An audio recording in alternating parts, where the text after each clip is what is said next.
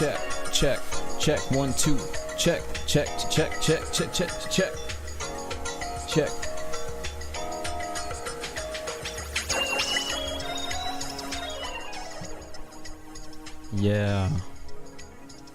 Yeah, we're almost live.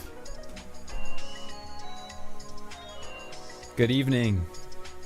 Welcome to Friday night. Sega Saturn and chill with Equip. Can y'all hear me all right? Hear me? Check. Sounds all right to me. But you know how these things are. All right. Yeah. How exciting. It's Friday night. Nobody's doing anything. You shouldn't be doing anything because we're still in the middle of a global pandemic, which means that I am perfectly allowed to use thirst traps as the image thumbnail. So if you enjoyed that, thank you. If you didn't, sound off in the comments, blast me a DM. Haters gonna hate. So a couple weeks ago, I bought a very cool product from a company called Terraonion. Oh, I got a... Oh, the Yeti.com donated $10. Thank you so much. I'm assuming that's Glenn. Oh, wow. Thank you so much. Appreciate it. Yeah, I got this really cool product by a company called...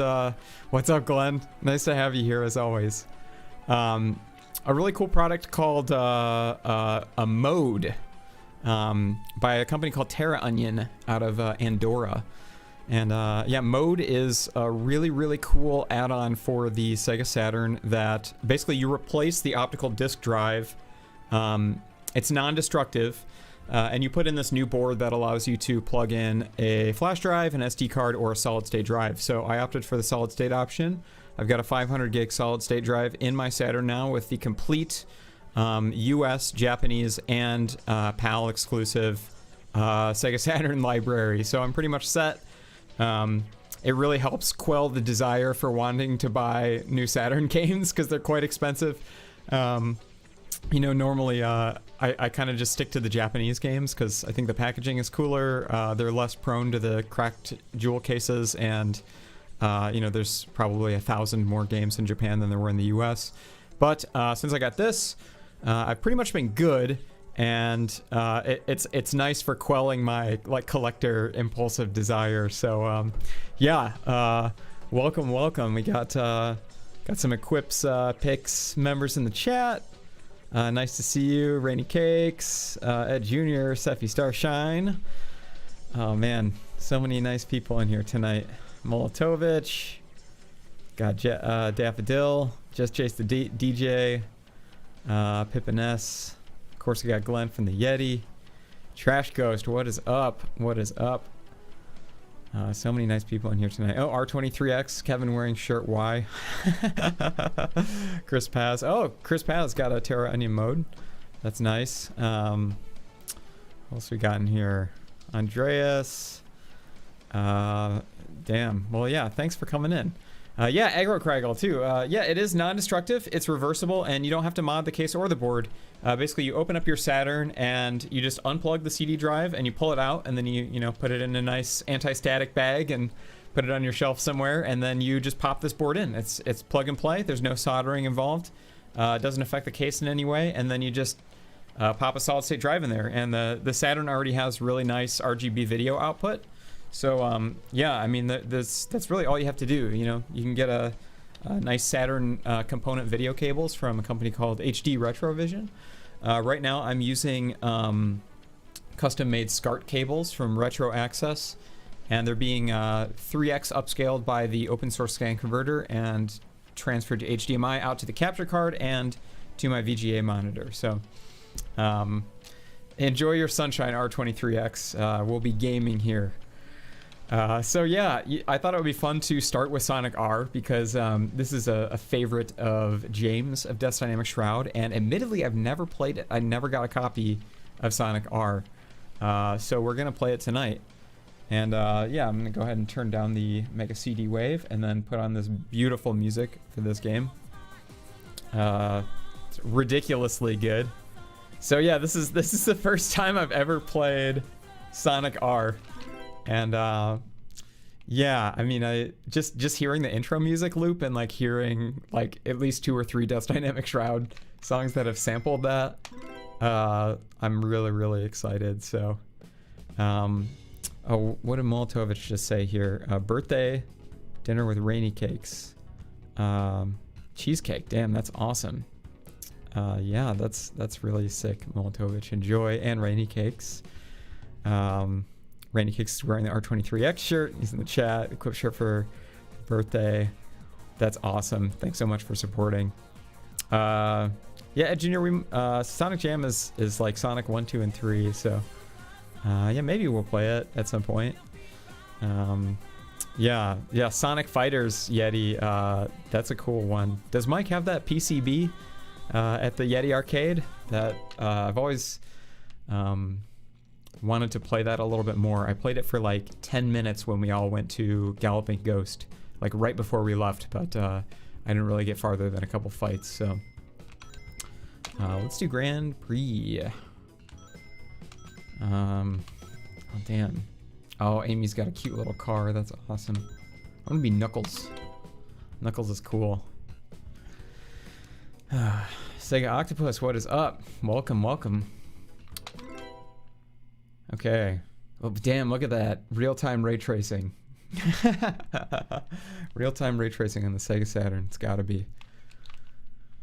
So cool.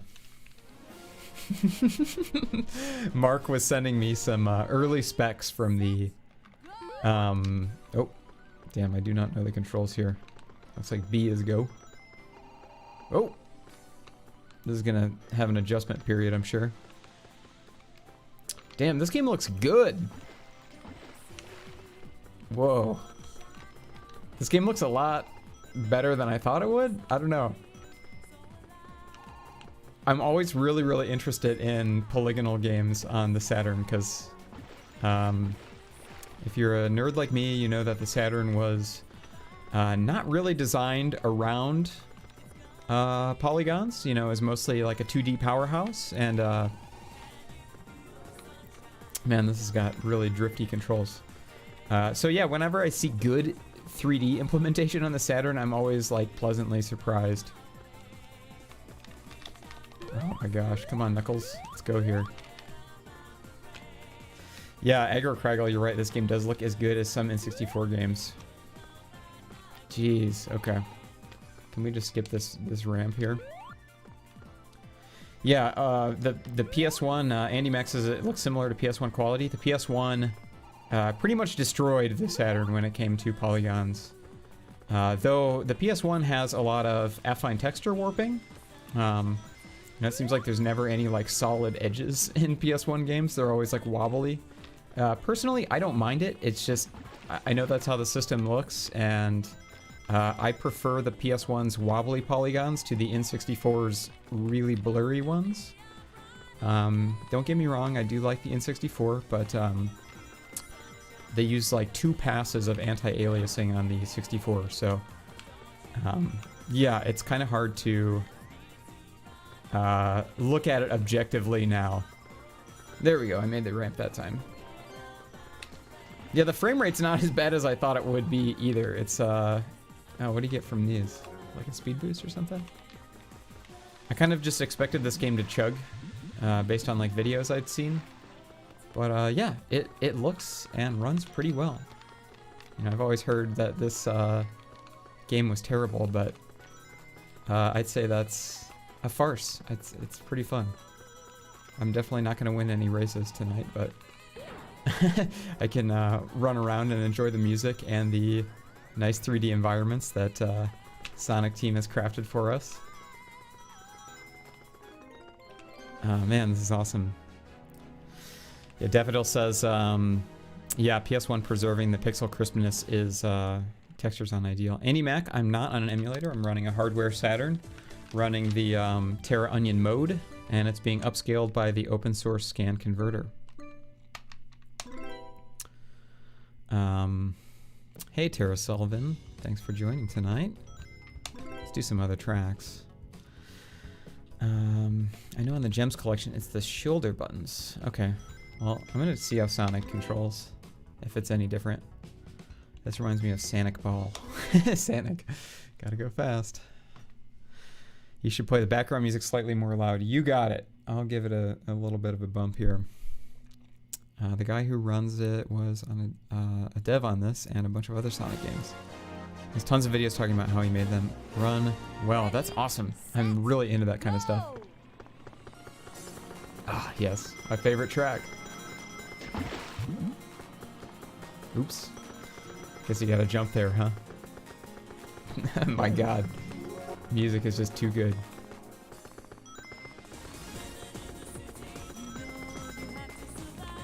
Ridiculously good.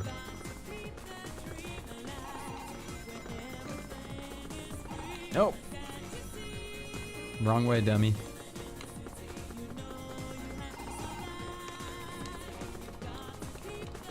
Oh, shoot. There's like weapons, huh?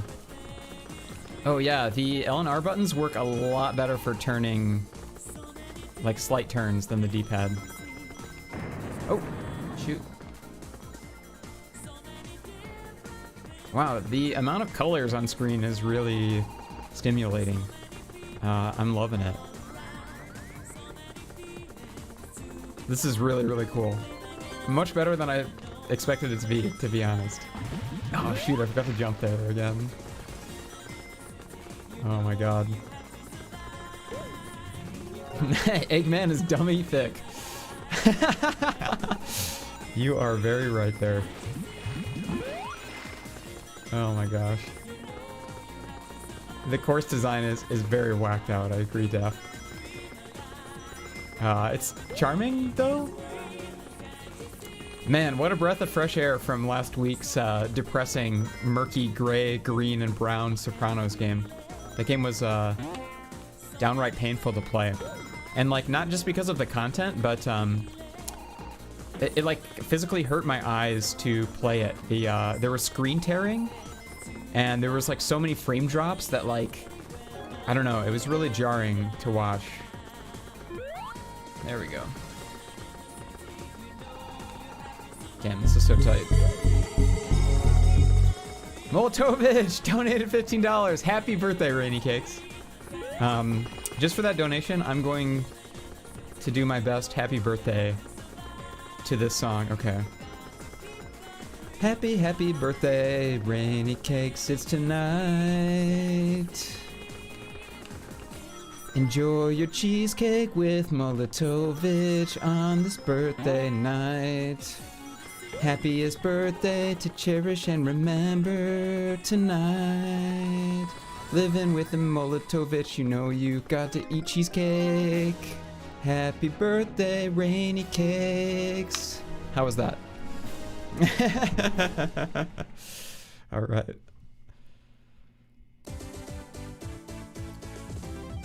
Damn. Sick. So sick. Love this game. All right. So good. The VOD of Road to Respect is on YouTube. Brandon just is. So check it out. Okay. Regal Ruin. Let's do it. Let's do it. Yo, what's up, Lil Liam? What is up? $400 for a real copy of this game? Really? I haven't like looked into Saturn games in a while. Next time I go to Japan, I will pick up a physical copy because I think it was only like 20 or 30 bucks there.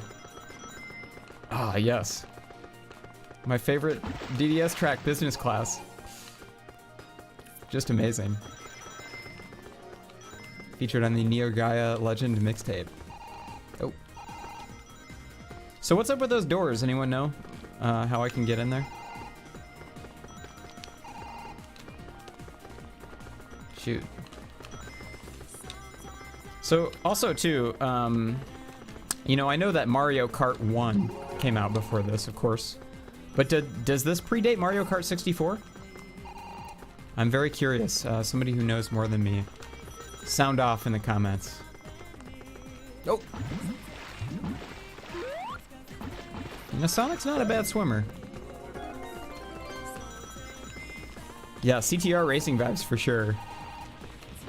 I never could get the hang of that game. Same with Diddy Kong Racing. I don't have a whole lot of experience with those games. Oh, shoot. Missed the ramp. Oh, you need the amount of rings on the gate. Thanks, Def. 20, so I can get in now? I just gotta see what's behind here. Sweet! Oh my gosh. Is this like a shortcut, or is this even... This looks even harder than where I was. Oh my god. Come on! Come on, Sonic! You can make it! Staff says Sonic R is 97, Mario Kart 64 is 96. Okay.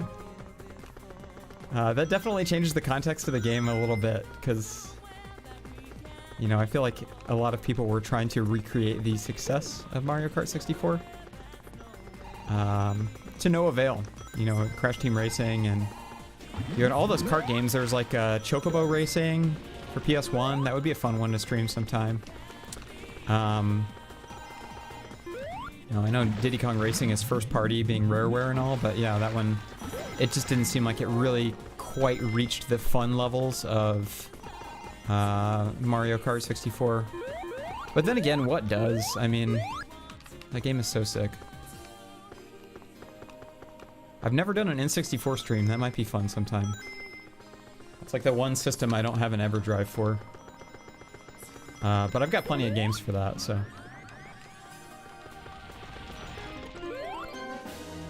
Third place, not too bad, not too bad.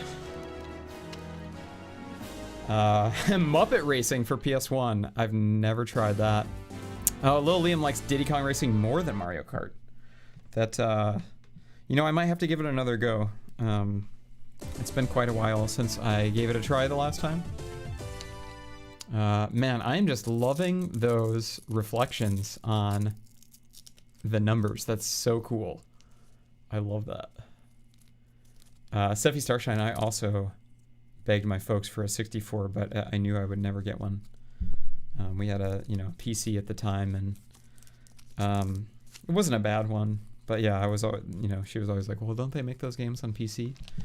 And I remember trying to get Shadows of the Empire for PC, and you needed a Voodoo 3D graphics accelerator. And I feel like we had previously bought another game that needed like a 3D accelerator, and we just didn't have one. And we're like, no, we're not gonna waste the money on that.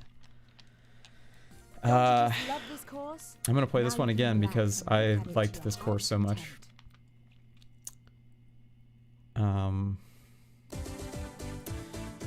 Yeah, Damien Million, I highly recommend getting a Saturn. It's really, really cool. The cheapest way to like have access to the Saturn library is to get there's like a cartridge, it's like a modded action replay cartridge. It's called the Pseudo Saturn Kai.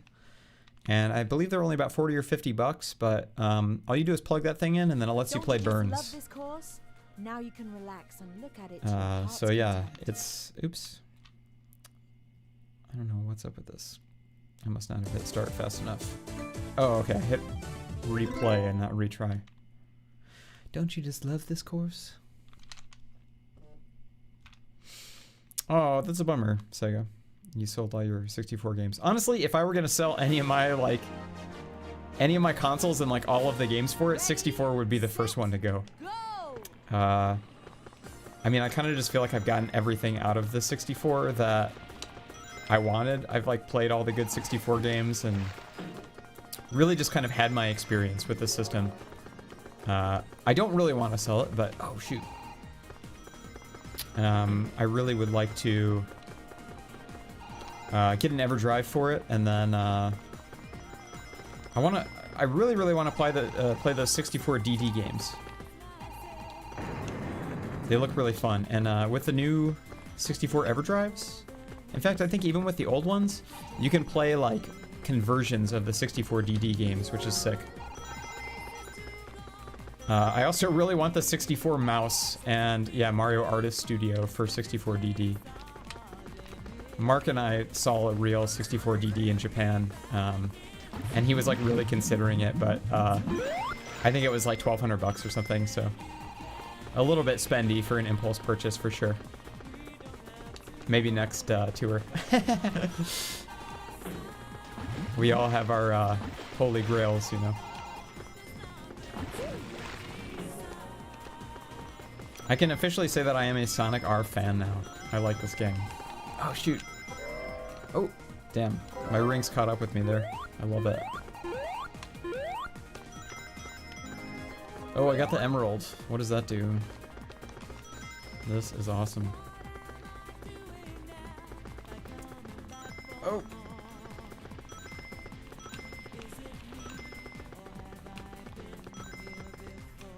Oh, Daffodil knows all the swap tricks for burn games. That's awesome. I never attempted that. I was lucky enough to get a mod chip that came with my first Saturn when I bought one on eBay in like 2016. 2016 was really the year that I got like back into retro gaming really heavily. I had finished I Dreamed of a Palace in the Sky, and I was just like, you know what, I had a pretty big collection of like GBA, DS, PS1, PS2 stuff, but I had never had a Saturn, and I just started watching a bunch of videos and long plays of Saturn stuff, and I was so intrigued. I bought one with a mod chip. Unfortunately, I had problems with the unit, and the eBay seller was being kind of scummy about it. They refused to take the return, even though they marked it as, you know, working perfectly. And it started messing up like a couple days after I got it, so I know that they like willingly sold me a bad one. So yeah, it was like one of the only times I like escalated a return to eBay, and they like forced him to take it back basically. And I bought another Saturn and modded that one myself, and that was like the first console mod I ever did. The Saturn mod chip is really, really easy to do. You basically just take 5 volts from the CD power, solder a wire to a little chip that goes in between the CD player and the main board, and you put a ribbon cable in between them, and then that's all you got to do. AnyMac asks, is this where the inspo for your music comes from? What are your top inspiration games? I'd say that probably my top inspiration for games initially for the Equip project were like Secret of Mana, Chrono Trigger, like SNES and PS1 is kind of like... Oops, I did this stage again. I wanted to do another stage. And yeah, the mod chip will allow you to play Japanese games if you region patch the ISO first on your computer. So you have to get a program called Saturn Region Patcher. You load in the ISO, and then you just change the region to NTSC. And then you're good to go. But it won't natively play like retail Saturn games. Blendalicious says, we played Street Fighter Alpha like crazy. That's a really fun one. N64 was your first Zodicus. That's awesome. Yeah, I didn't get a 64 till... Sadweep says, play as Amy. Okay. I got a 64 when I was in high school from a garage sale. Like, when I was younger, and like even into middle school, my parents were like, you know, you can only have one video game system. Like, they didn't want me to sit down and just like be glued to the TV all the time. And I understand, because I already was like kind of glued to the computer when I was a kid. But yeah, when I went to high school, they kind of like loosened up a little bit, and you know, I picked up a Super Nintendo from like a friend that was selling one, and then that one broke, and I was able to pick up a SNES Junior from a garage sale for pretty cheap. So I also got my N64 from a garage sale. God, this track so sick too. Yeah, if anyone wants to know the inspiration behind maybe the most sampled game by DDS, this is it. But yeah, I started kind of amassing retro stuff in high school. My dad had a friend too that we went over to his house one day, and I saw an NES hooked up to his TV, and I was like, do you play that? And he was like, no, do you want it? And I was like, can I, Dad? And he was like, yeah. So yeah, in high school, I got my SNES, NES, and 64, and that was when games were still cheap. So I got most of my collection when, you know, games were like, even the heavy hitters were like $20 max, maybe. Whenever I think about like the prices that I passed on games for in high school, you know, like really rare PS1 RPGs that I was like, I don't know if I want to pay $30 for that. I look back and I'm like, really thankful that I got most of my collection, you know, with like basically like lawn mowing money and allowance money, and picked it up on the cheap. So Amy is really, really slow, but she controls a lot easier than Knuckles and Sonic. So I'd say she's like maybe the Wario of this game, if I had to compare it to Mario Kart. This is sweet. Seffi says, my mom bought me a used NES in '95. Every time I begged her for a new console, she would say, but you already have an NES. Yeah, that was kind of how it was with my folks in, you know, when I was like real young and like grade school, and when I was in middle school, it was just kind of like, well, we have a computer. Can't you play games on the computer? You know, we don't need to get a separate thing that plugs into the TV, so. But yeah, I got a lot of games when, like, you know, stores were clearing out Super Nintendo and PS1. I remember when Game Crazy was like clearing out their. Anyone remember Game Crazy, by the way? It was like connected to a rental store that I can't remember the name of now. Hollywood Video, maybe. Yeah, when they were clearing out SNES games, I just went wild in the bargain bins. You know, just buying like $5 cartridges up. GameStop.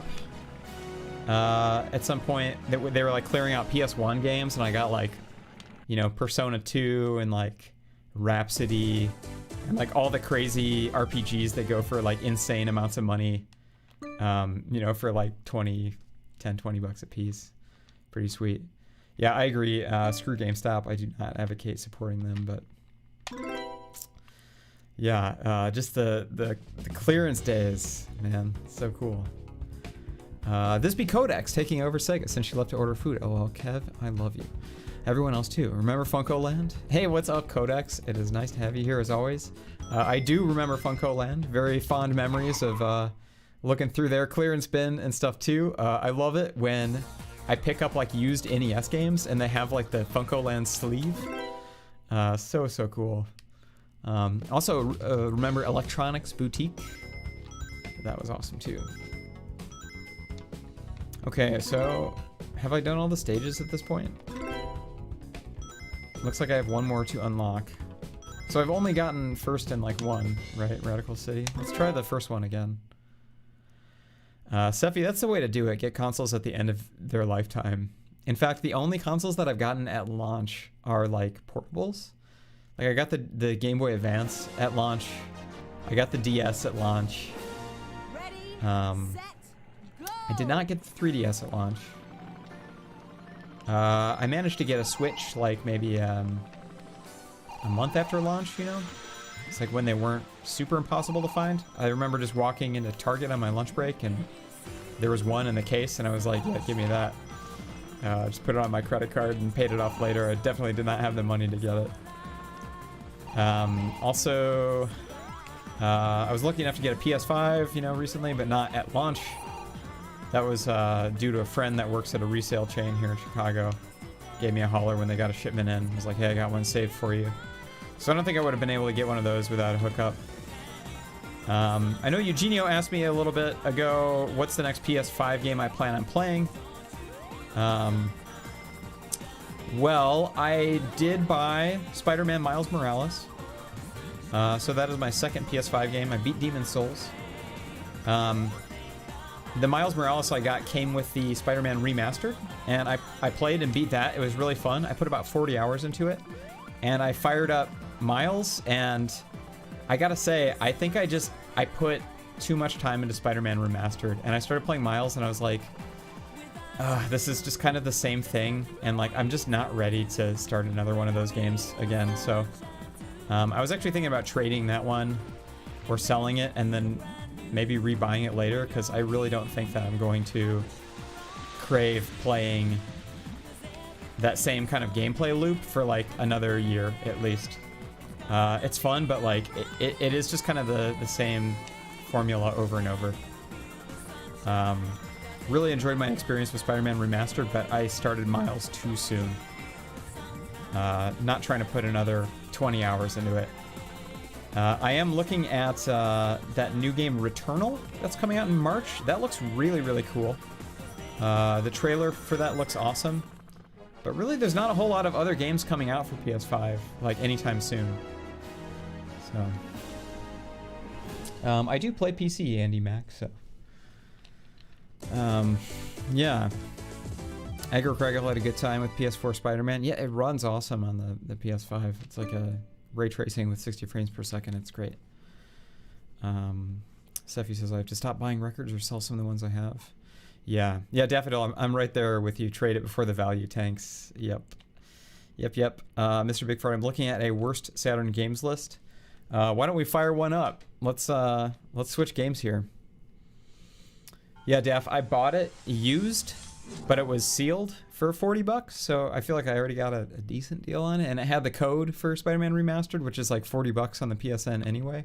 So I kind of feel like I've gotten my money out of it, and like those kind of like first-party Sony games, like they're always going to give them out on PS Plus, or they'll be like greatest hits for $10 later down the line. So yeah, I agree. Like stuff like that, I don't really feel like saving for the collection. I'll sell it, and then if I really want it later, I'll buy it back. There was a game that I saw earlier that it's a really expensive game. It's called Super Tempo, and it's a Japanese game. So I'm gonna try that one out for a minute. AnyMac asks, did I ever play Spider-Man 2 for PS1?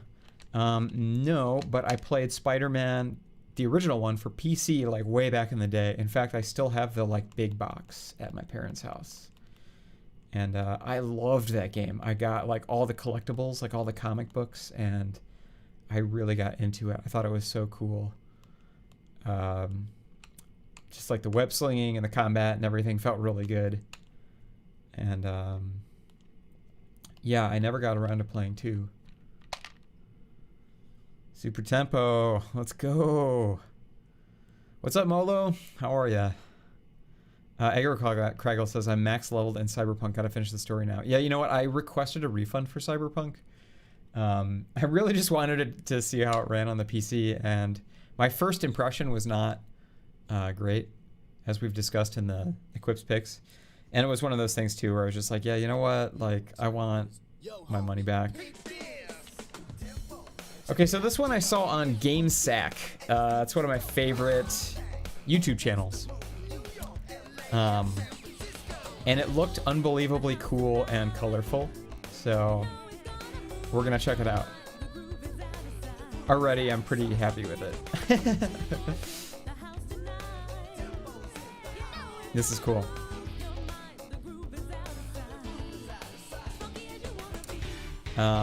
Yeah, I never played the 64 version of Spider-Man. Definitely does have an aesthetic.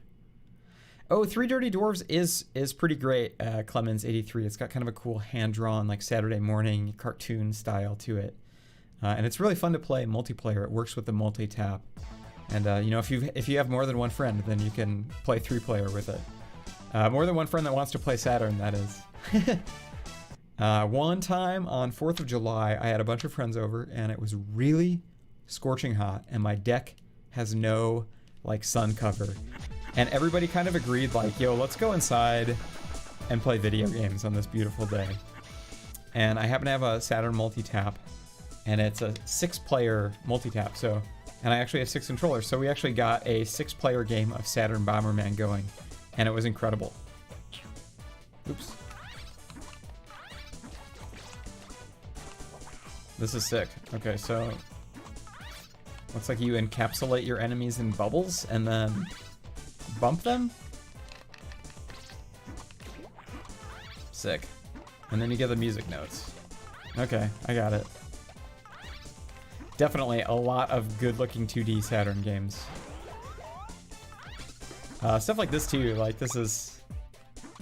I saw it on a GameSack video, and I looked for it when I was in Japan, and like it was still expensive over there. I think it was like 17,000 yen or something, so about 170 bucks. Usually my cutoff limit for games is like, once it starts to approach higher than the cost of a new like PS4 game, you know, which now they're $69.99. That's when I start to kind of question, like, do I really need it? And usually the answer is no, because I can find some way to play it, you know, via optical disc drive emulator or flash cartridge. You know, I've kind of invested in those to save money on my my gaming addiction. So yeah, stuff like this, I'm never gonna own it, you know, unless like I find one at a junk shop or something and it's like incredibly priced, which is kind of a fat chance. So yeah, you get hit by a sleeping dude, Mr. Big Fart. Oh, look at the chonky pixels on this guy. Love it. Oh, wow, I'm like wall scaling here. What is this guy doing? Is he peeing?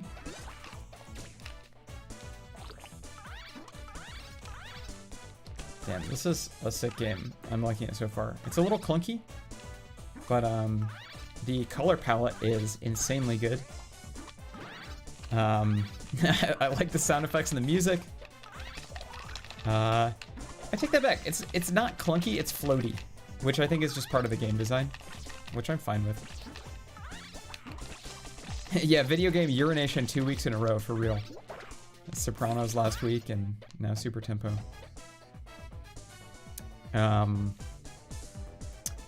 This art style looks a lot like Blender Bros for GBA. I've never heard of that one, said we.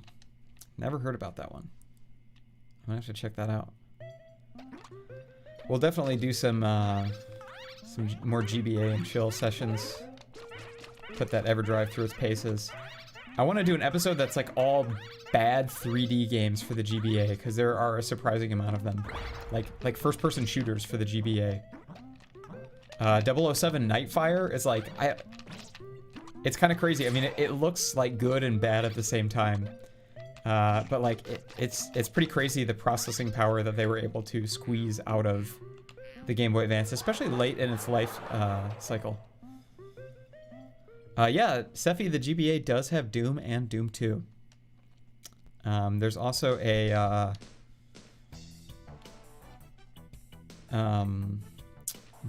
there's a game Ballistic X vs. Sever, based on that like Lucy Liu movie. That's also an FPS. Ooh, boss time. Molotov says, kind of like Panic and Funkatron color palette. You know, I've never played that one. I have the original Toe Jam and Earl. Never beaten it. Oh, shoot.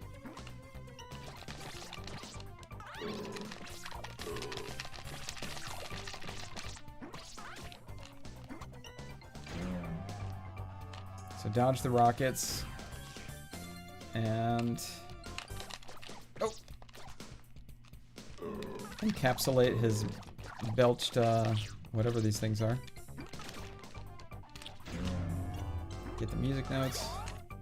This one's pretty forgiving so far. I like how you get like a life gauge. It's not just like one hit kill. The animations are incredibly good.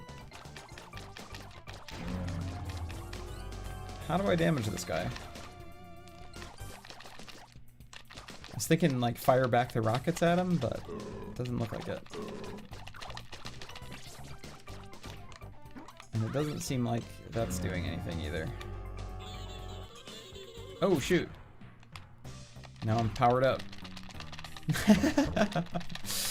Huge flex. Damn, this is sick. Alright. What's gonna happen? Flex off. Yeah, this game is super cool. Kirby Whale Boss energy here, absolutely. What isn't Doom on? Exactly, lol, Liam.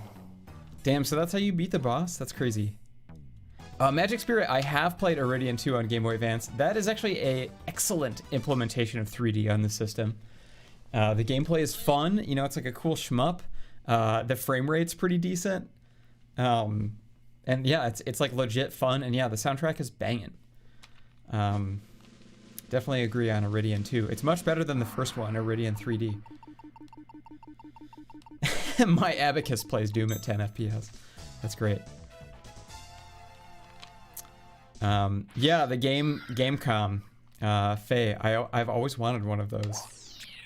It's definitely like the least necessary system for my collection, but like, I don't know, something about it is charming. I remember seeing them in Target back in the day and seeing like Duke Nukem and just wondering like how could they possibly get Duke Nukem to run on this like monochrome first person or you know, this monochrome like dot matrix screen. And you know, now with the advent of YouTube, I'm able to check it out, and my gosh, it's not fun. I still want one though.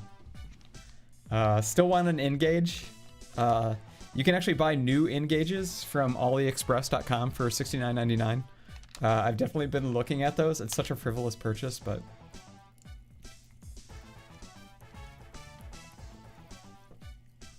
there's also like a Palm Pilot OS based console that I don't have that I would like to pick up someday. The Tapwave Zodiac. Yeah, I don't know. I just love handhelds. I think they're really cool. Sephi Starshine sent me some really cool, what's that console? The Cougar Boy. It's Cougar Boy or frick. They look just like my Watara Supervision cartridges, but they don't fit in the slot. So I'm looking for one of those consoles too. It's called Cougar Boy in certain regions. But it's got another name too. The name is escaping me. I saw a big lot of games for that console on eBay recently, and I was like, no, Kevin, don't buy it.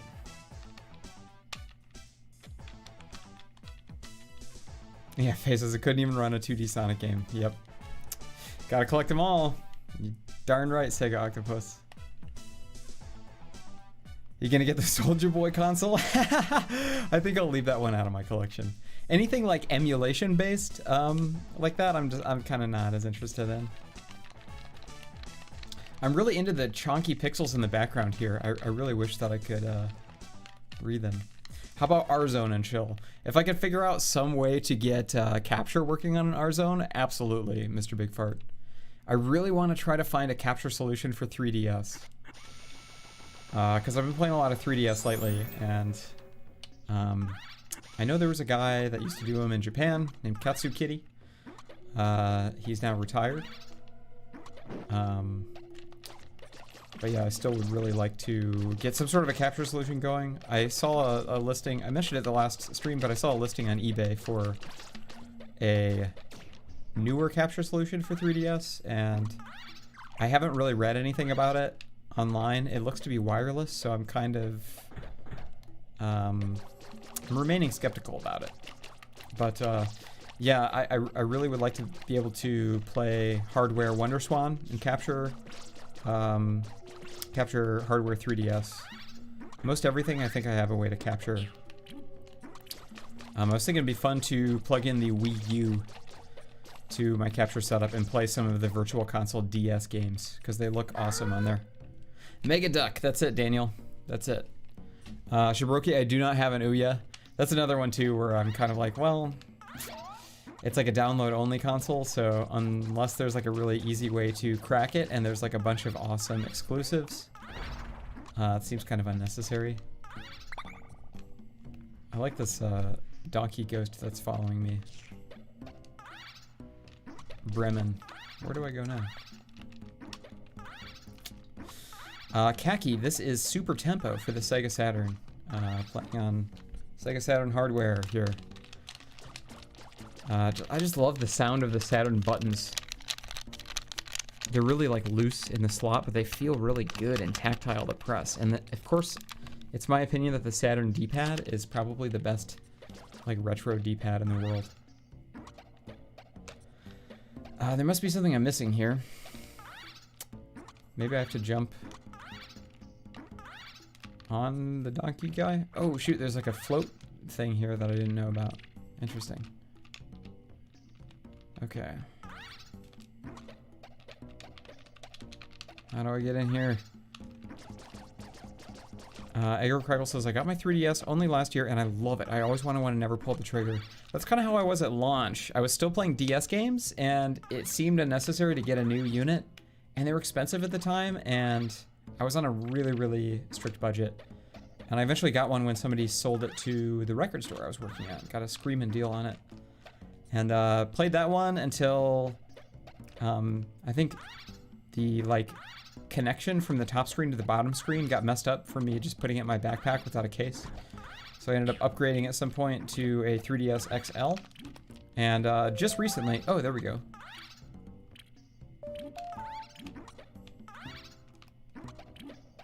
Oh, shoot. Yeah, I just recently found a new 3DS at a pawn shop for about $100, and I thought that was the price that I was willing to pay for it.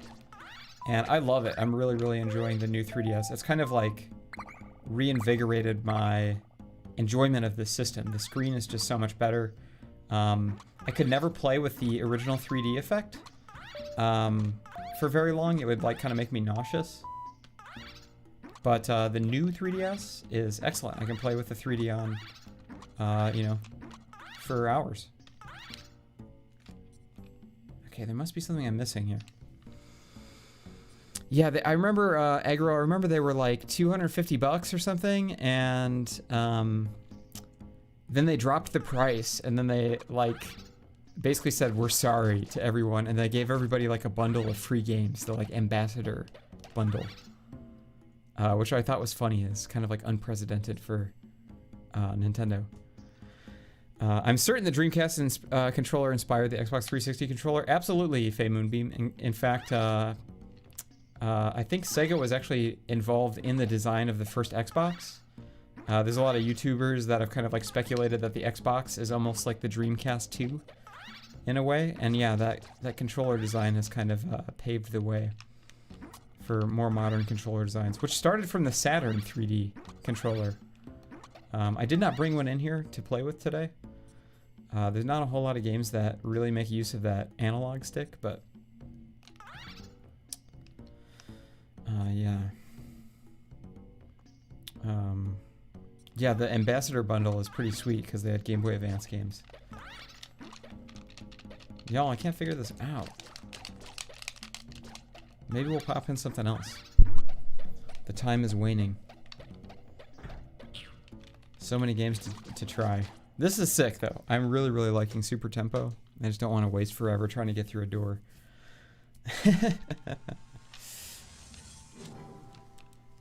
That reminds me of when Xbox 360 extended warranties well beyond the original dates because of Red Ring, unique move supporting the gamers. Yeah. I believe at first they denied it was an issue, and then enough people were like, all right, we're going to file a class action lawsuit or something. And they were like, okay, fine, we screwed up. Sony's done that too a couple times where they're like, no, it's your problem. And then they're like, oh, okay, it's our problem. Always kind of funny. Daffodil, I would love to play some light gun games, but the setup is actually, the Saturn is going analog to digital through the open source scan converter, which means the 15 kilohertz signal is translated to 30 kilohertz, and then it's going into a VGA 30 kilohertz monitor.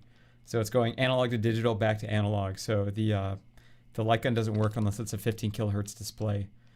So it only works with the Dreamcast in 480i mode via RGB SCART on a CRT. Nerd mode here. Okay. Andy Mac, I do have some merch. It's on 100%electronica.com. Check it out. So somebody suggested another game. Well, I don't know. We'll play anything that anybody thinks is cool. Somebody suggested Guardian Heroes, which is an awesome game that I would love to play. I can't remember if I ever played that one on the first stream or not. Mr. Bones, I've always wanted to play that. Never gave that one a shot. That one looks sick. I did the Panzer Dragoon games a long time ago, but I'm always down to play those. I'm kind of itching to play just weird stuff, you know? Something that would be enjoyable to play that's I haven't streamed before, that's just kind of colorful and fun and weird.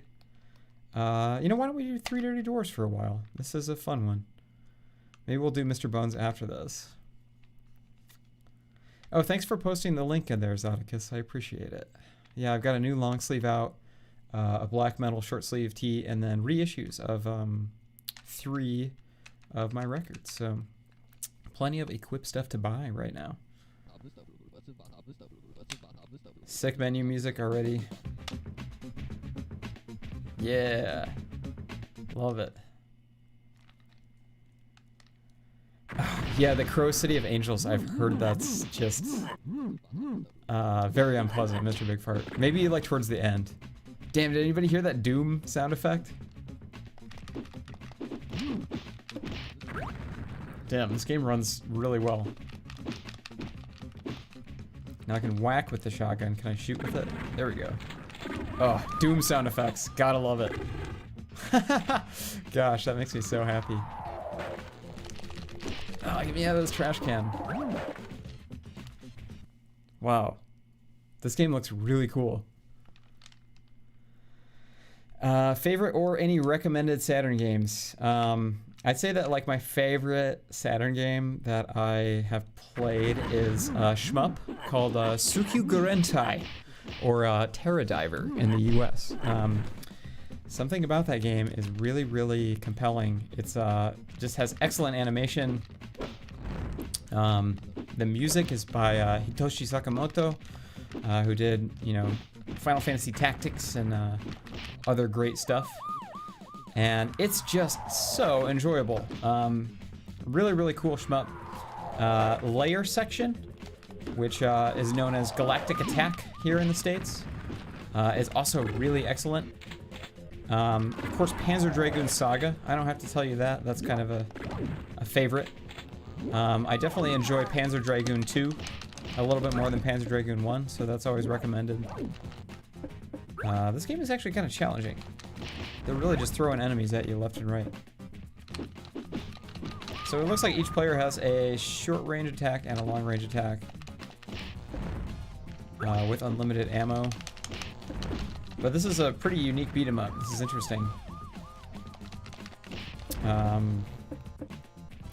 Yeah, Faye, Panzer Dragoon, and Knights. Actually, yeah, great suggestions. Did I mod the Saturn myself? Yeah. The Terraonion MODE it pretty much just drops right in. There's no soldering involved. Opinions on buying Saturn hardware? Do it. Do it. If you have an auction forwarding service, you can get like a Japanese Saturn from Yahoo Auctions Japan or Mercari.jp for like probably cheaper than it is to buy a US Saturn. Otherwise, you can check the US Mercari app. I actually saw a Japanese Saturn on there today for like $150, and I saw a US complete in box Saturn for $150 on there today too. So you can definitely still buy Saturn hardware. As easy as modding OG Xbox? Man, I'd say it's even easier because you literally open up your unit, you pull out the C drive, you put the replacement board in, you install the firmware on a USB drive or a solid state drive in my case, and then you plug it in, you're good to go. So I like this shotgun guy the best because those Doom sound effects. Can't beat that. Always been a long range attack guy. Hogsplash says, what was your favorite game growing up? Good question. I think, growing up I had a PC. And I don't know, I gotta say, the PC version of Final Fantasy VII still holds really, really strong memories for me.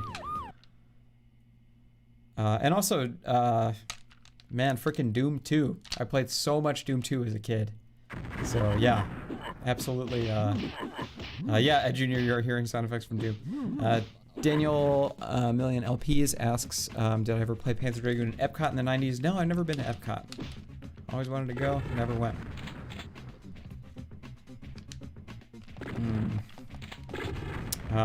Cassini, I've never tried that, Faye. I remember looking into, what is it, Yabuse a while ago, and it being not great. I know Pete, FM Skyline, he's gotten into Saturn emulation, and he uses RetroArch.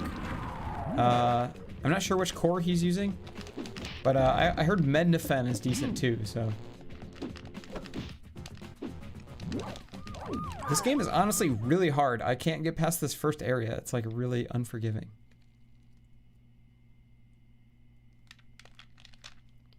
Who's Kevin Flynn?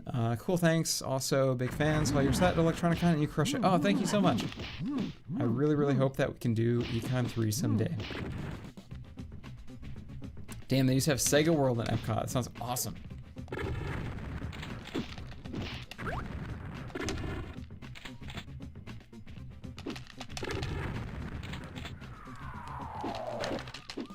Okay, so... Oh, damn it. Yeah, the one-hit kill in this game. And, like, it's one of those games where once you start to hit the attack button, you cannot move. You're, like, locked in place, so... This is crazy. I appreciate what this game is going for, but, I don't know, maybe there's, like, an easy mode for babies on the menu that I missed.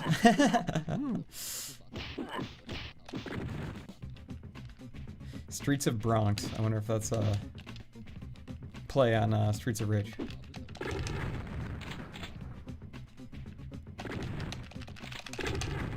Has anyone here played Streets of Rage 4, speaking of? I really was not expecting that game to go off like it did. It's so good. This is a game that would be a lot more fun with your buddies. Probably be a lot easier to play co-op. Damn, if you so much as touch that flaming trash can, you are dead. This also seems like it really relies on like memorization for like where the enemies pop up and stuff, which is like not my favorite game mechanic. Battletoads is like that. It's just like, man, they really want you to know exactly where every enemy is gonna come from. Ugh. All right, I'm gonna do something else. This is too hard for little baby me.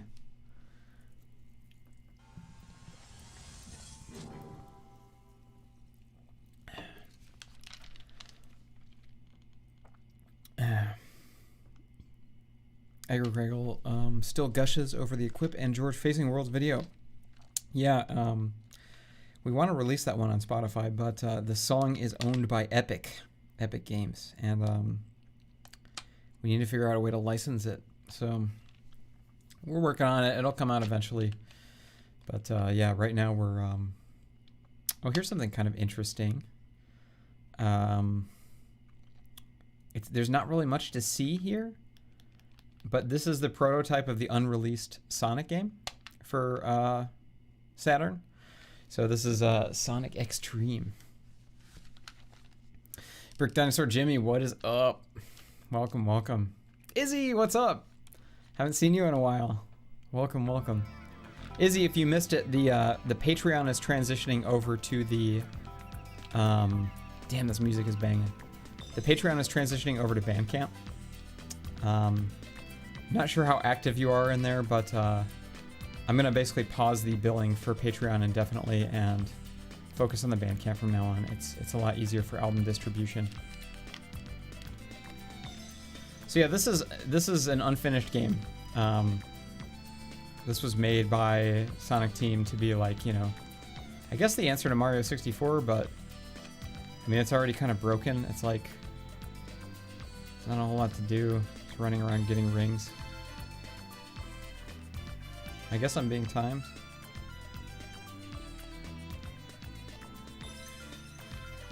This is crazy. Andy Mac asks, what's my day job? Yeah, Lil Liam says he's a sword collector by day. I am thankful enough to have the my music be my day job, so you can support me at that link right down here, worldofeclip.bandcamp.com /subscribe. So that has allowed me to survive without going to work, and I basically make exclusive mixtapes every month, and that's in addition to the merch and records that I sell on 100% Electronica.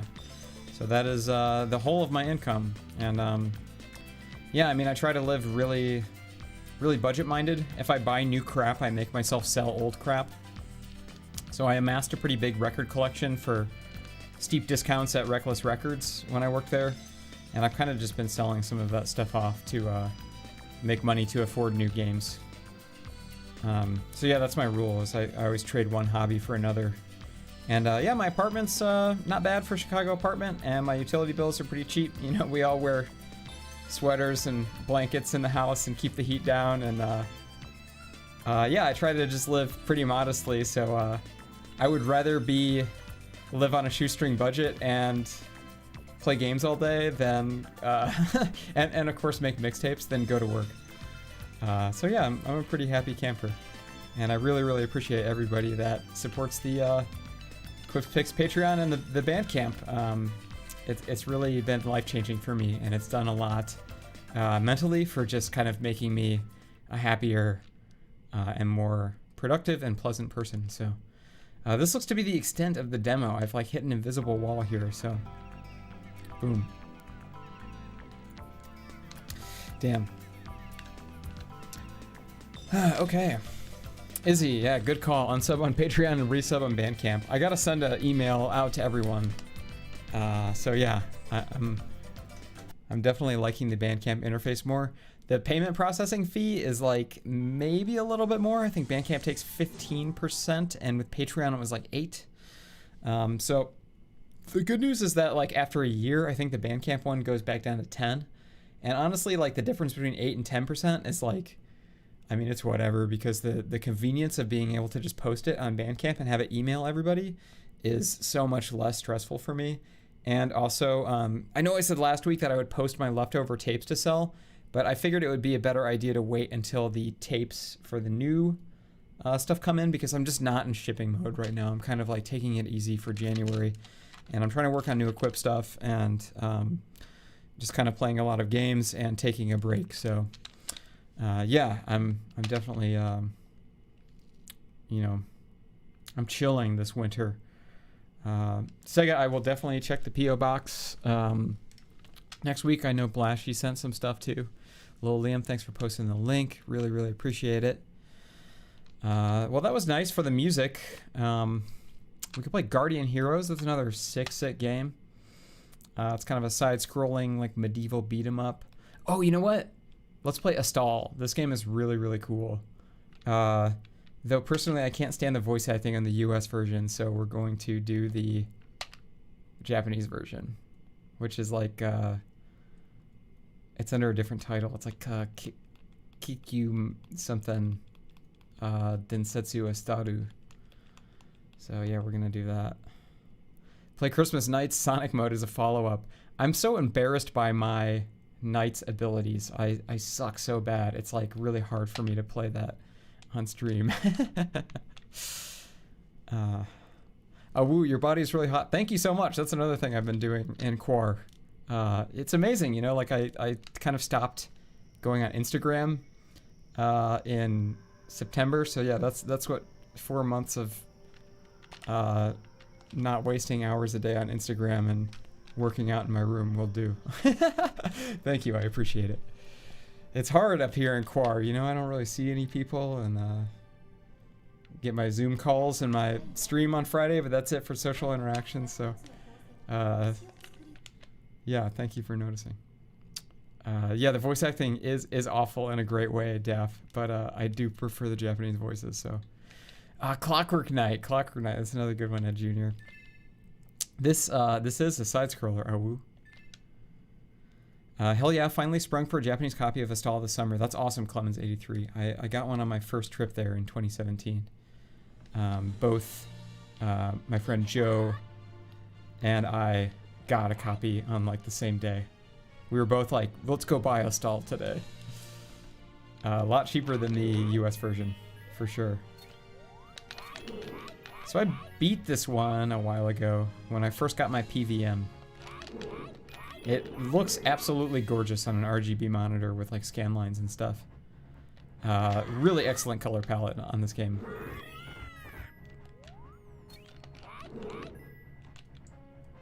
I've never seen Bug 2 or Clockwork Knight 2 in action, but I always wanted to. Same here, Def. I've never played Clockwork Knight. I've never even played the original Bug. Chicago gang represent Yuri. That's amazing regarding the Sonic hacking and modding contest. That's so cool to hear, Faye.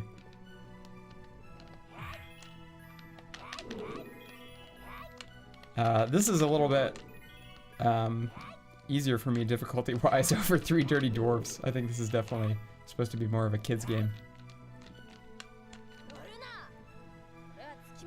Yeah, the artwork is so much better on the Japanese version. I like the blue cover. It's a little bit more true to the, like, you know, to the game, I think.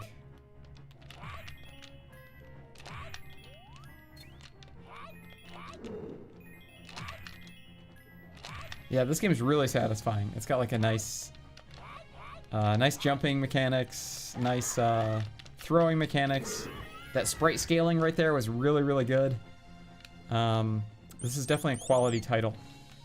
It's definitely gotten overpriced over the last couple of years because of the amount of times it's appeared in like hidden gems videos, you know, like Metal Jesus and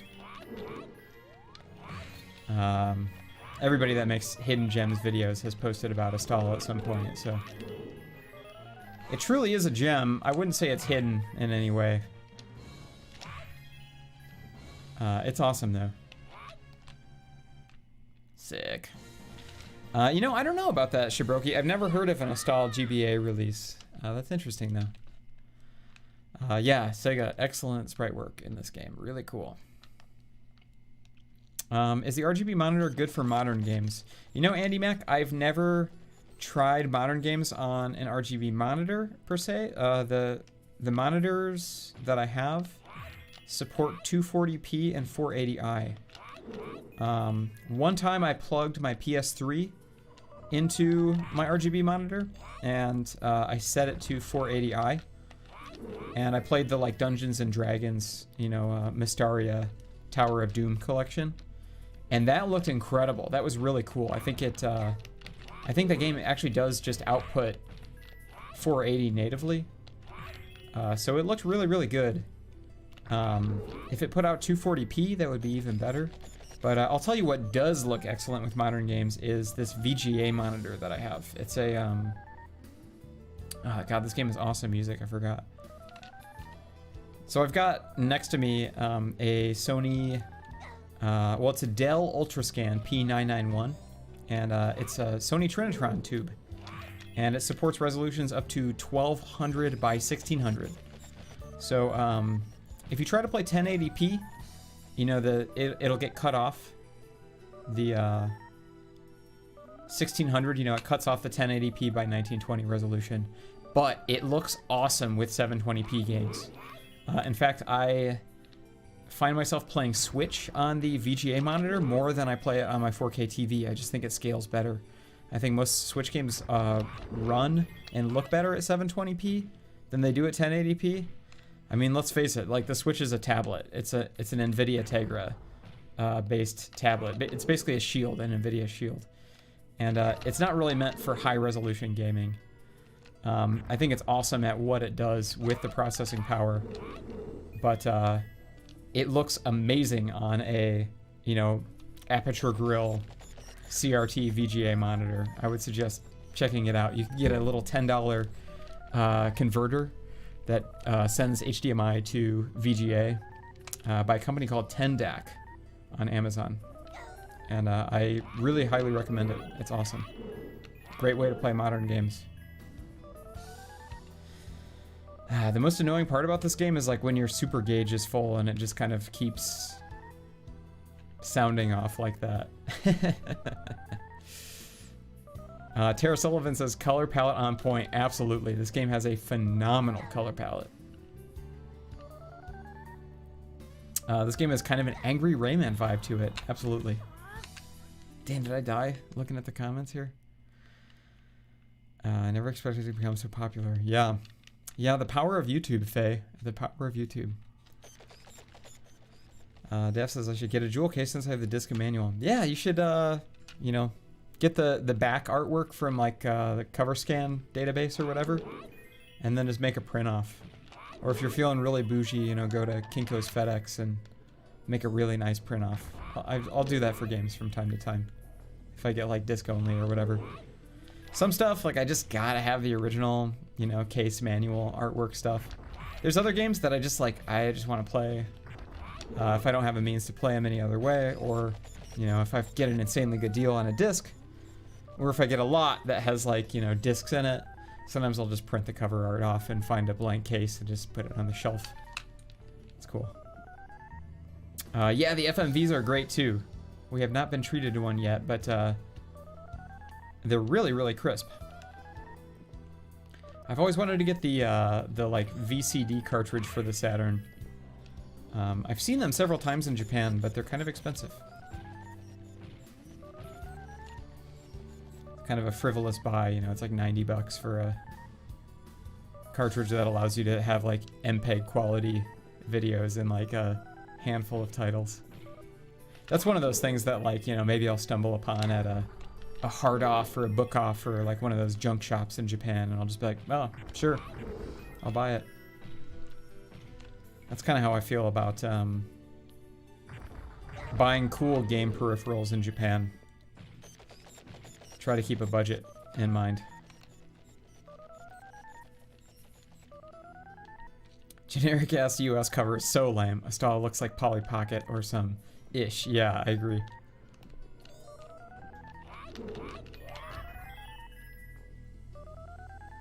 Those bats are amazing. It's cool that there's like no slowdown with that many sprites on screen. I wonder if that's just like one layer or if it's, I don't know. There's probably like maybe 2 layers of parallax scrolling sprites there.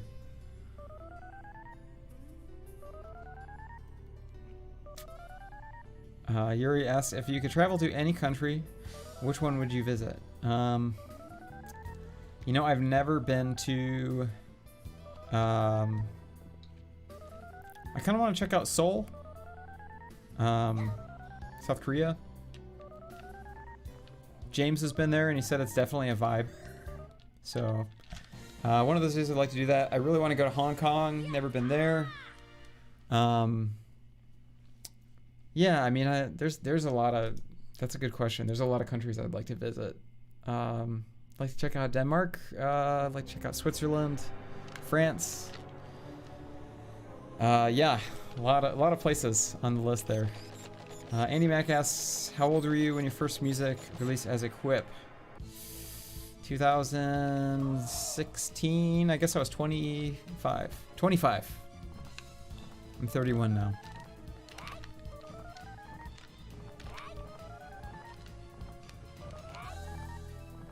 But yeah, I mean, I've been making music for a long time now.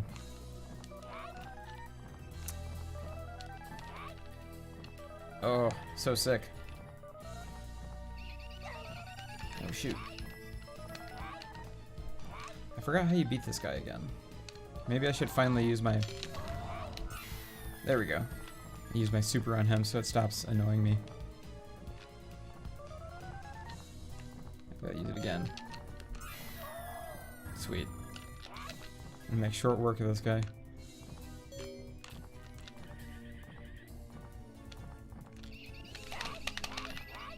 Ooh, got hit. Be patient. That's always good gaming advice, Faye. Oops. Could have gotten a hit there. Nice joining us, Mr. Big Fart. Have a nice night. I'll see you in the Discord. Yeah, hard off and book offs are quite dangerous, Sephi, because everything's just way underpriced. I mean, not everything, but like it'll, you know, you'll see something that seems overpriced, and then like right next to it will be like something that you've been kind of looking for a while, and it'll be like cracked jewel case, you know, 75% off or something. Oh shoot.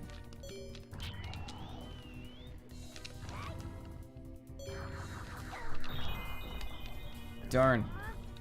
Got killed. Shoot. Shaman Sky asks, do you have any advice for someone who wants to start collecting Sega Saturn stuff? It seems really cost prohibitive to get into. Yeah, I do. Don't bother with NTSC stuff at all. Just buy Japanese stuff. And either get yourself, like, find somebody on a forum that's willing to buy stuff from Japan for you, or use a service like Buyee to get stuff from Yahoo Auctions Japan or Mercari.jp. That's where the deals are at. Because I'll often see like big lots of Japanese games for like really cheap hardware. You know, like there's the amount of Sega Saturns in Japan to the US is like 10 to 1. You know, like you'll go into a book off or a hard off in Japan and there will be like seriously a stack of like 10 Saturns sitting there in perfect condition for, you know, 40, 50 bucks a piece. So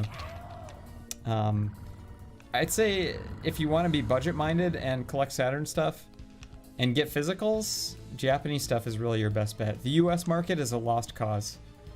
The discs are all in poor shape. All the jewel cases are cracked. Stuff's missing its manual. Or like the inserts, you know, it's just like, it's kind of a dried up market to get into at this point. Unless you just strictly go like cruising garage sales and stuff. Because like my friend Robbie, his Instagram handle is 8-Bit Supremacy. He's a big time collector and he still has good luck going to garage sales and stuff. And you know, it's actually in the age of COVID, if it's warm out, it seems like a pretty safe way to shop because you can wear a mask, you're still kind of outside, you know, you got the airflow going, so it's a little bit less sketchy than going into smaller, you know, closed off video game shops. If you have any disc replays in your area, I found good games on Saturn games, good deals on Saturn games occasionally at Disc Replay. So that's another thing to check too. Also the app Mercari, I mentioned Mercari.jp, but the US one is not bad either, and you can save searches on there, and then you'll get a ding on your phone when something pops up. So those are all my suggestions. Brick Dinosaur Jimmy asks if I got any records in Japan. Yes, I kind of avoided buying records in my 2017-2018 trips because I bought so many video games. I didn't want to like sacrifice the suitcase space, and you know, of course they weigh a lot more. But last year I really went hog on the records, and I brought back about 30 LPs. The prices are quite good if you know where to go. So like if you go to like a Tower Records or something, they're going to be expensive, but they're going to be in perfect shape.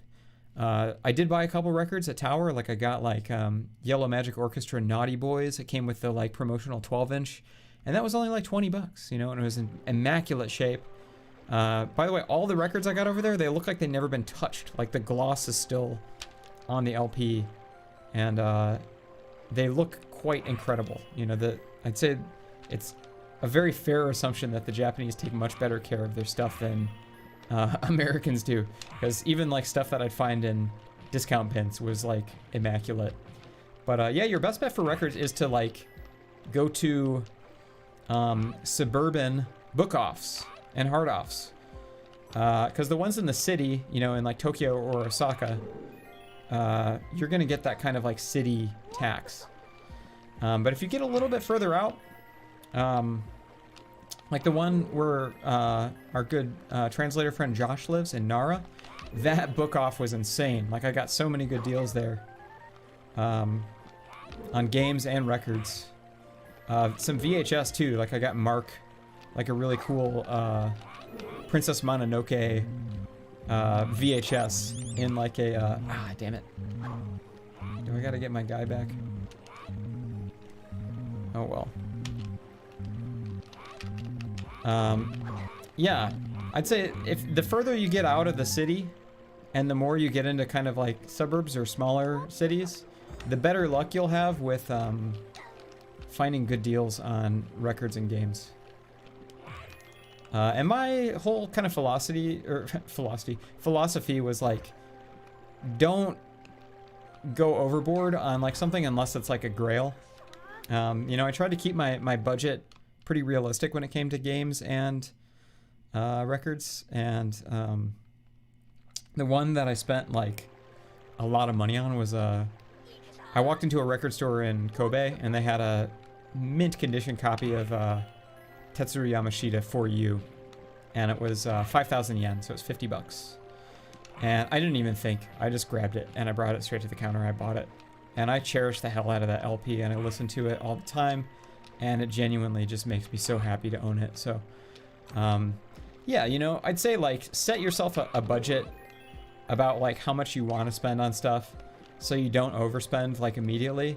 For me, it was like we were staying there so long that I got a chance to like do price comparisons. What I would do is just go around to all of the different shops and like if I saw something I wanted, I wouldn't buy it right away. I would take a picture of it and I would look around at other shops first.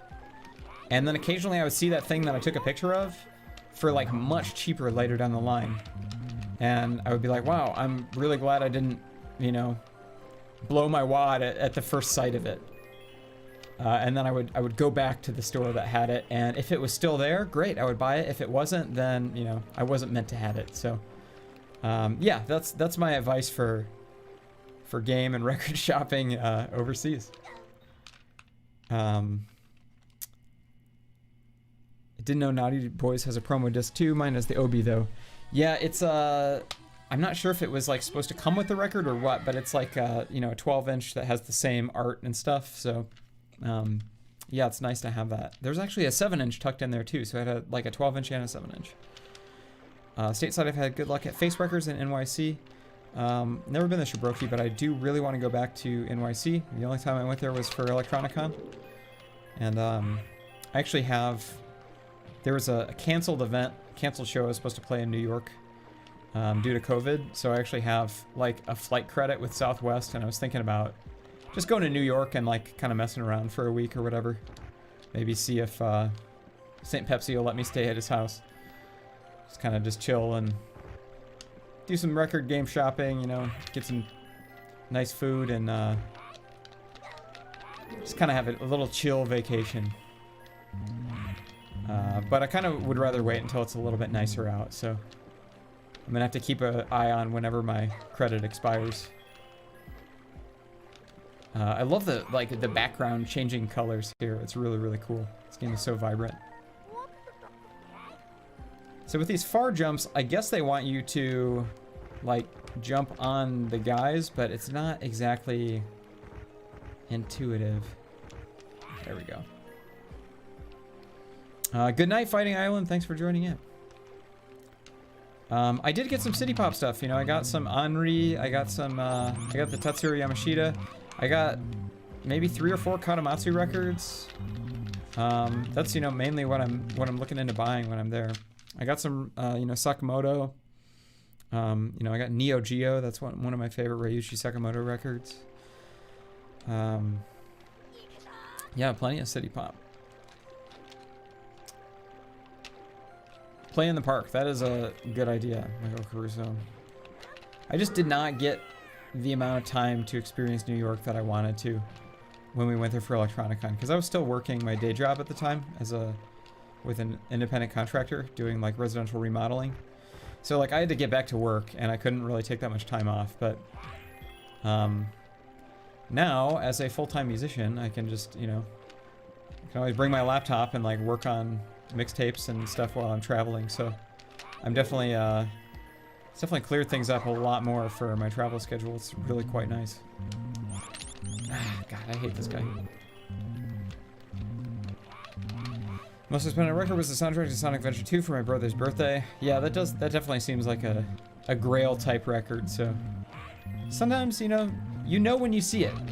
You know when you see it. When you see that game or movie that you're just like, I gotta have it. And like, it can be expensive, but I don't know. For me, I'll always find a way to pay myself back. Usually if I overspend, I like immediately pull some tapes or records off my shelf and I'm like, all right, time to sell some stuff. Lately, I've been buying some games up like crazy. I've been trying to complete my Shin Megami Tensei collection. And I bought a couple of the more pricey 3DS games. One of them from Sega Octopus. Thank you so much for selling me the deluxe Shin Megami Tensei 4. I eagerly await it showing up at the P.O. box.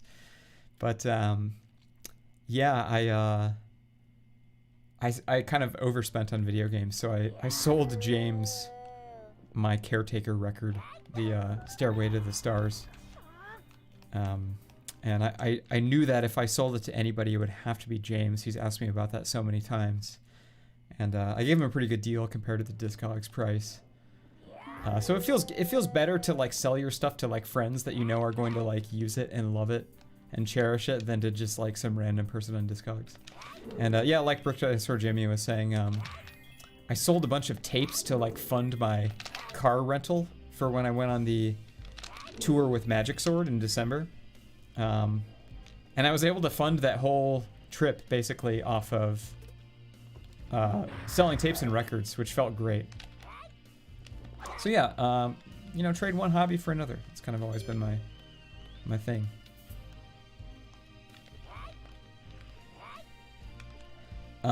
Terra, I have not played Stardew Valley yet. I've heard some great things about it, but...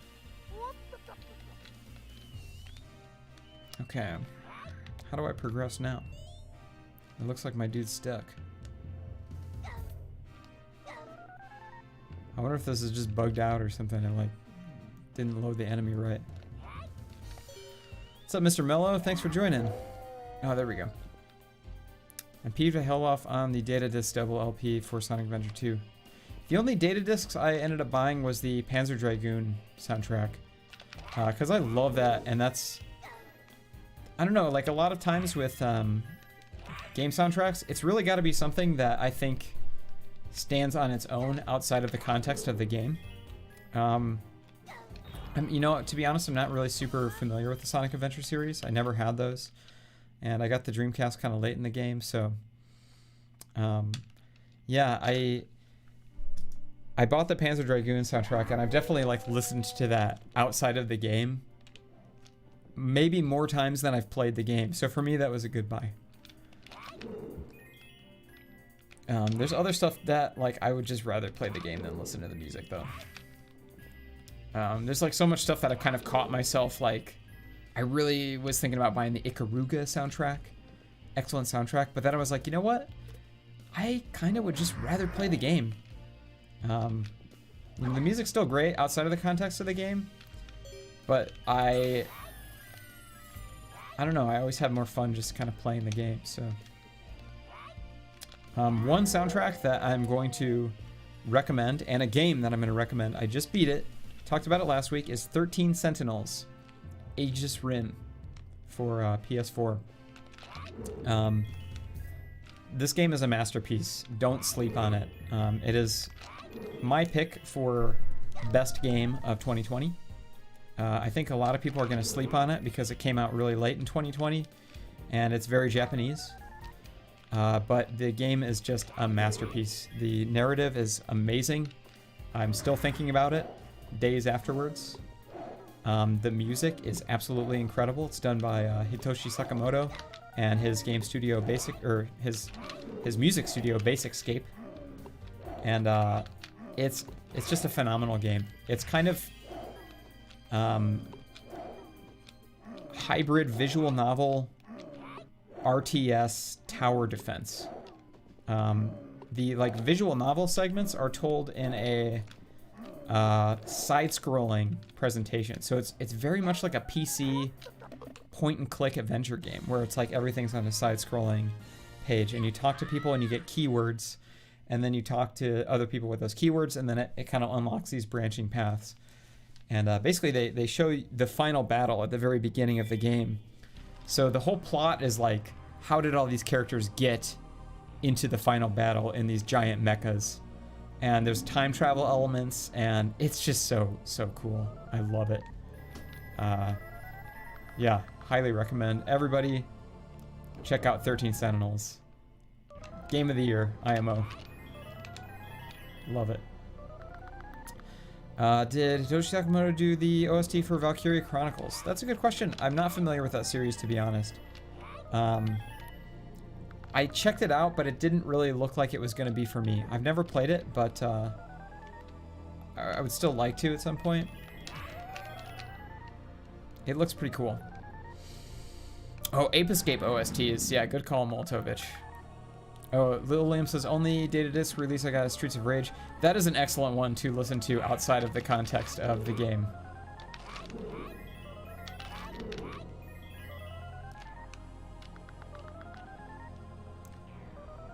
My next goal is buy PS4. That's a good goal. Damn, how do I do this? Kind of half paying attention to this and half reading the comments here. I almost bought a Sega Saturn for $20 today, but the dude sold it to somebody else. Damn, that sucks, Mr. Mello. That sucks. I hate when you're trying to buy a game and it gets sniped. That happens on OfferUp sometimes. Oh, I'm sorry to hear that, Ed Jr. Really sorry to hear that. Yes, Ashley Sullivan. It is on sale right now. You can get it on PSN for $30. Or, talking about 13 Sentinels, by the way. Or you can get a physical copy from Best Buy for $35. And the thing with the Best Buy is I liked it so much, I bought a couple copies to gift to friends. And for some reason, Best Buy would not ship it to my house, and they would not ship it to their store. And it was unavailable for store pickup. But I got through the checkout, and I was able to have them ship it to a nearby UPS store. I don't know what's up with that, but if you want to get a physical copy, I don't know if they're still coming with the art books, but I got one with a really nice art book. Damn, I kind of had a loss for what to do here. I forgot how to beat this guy. Tara Sullivan donated $11.11. Thank you so much, Tara. I really appreciate it. It's very kind of you. The Sega Octopus Equip GIF. Gotta love it. Thank you so much. Yeah, really excellent game. Game of the year 2020. That's not a remake, you know. Favorite games that I played that came out in 2020 are definitely Final Fantasy VII Remake, Demon's Souls Remake, and 13 Sentinels. And out of those, 13 Sentinels is by far the most like original game design that I've played. So cool.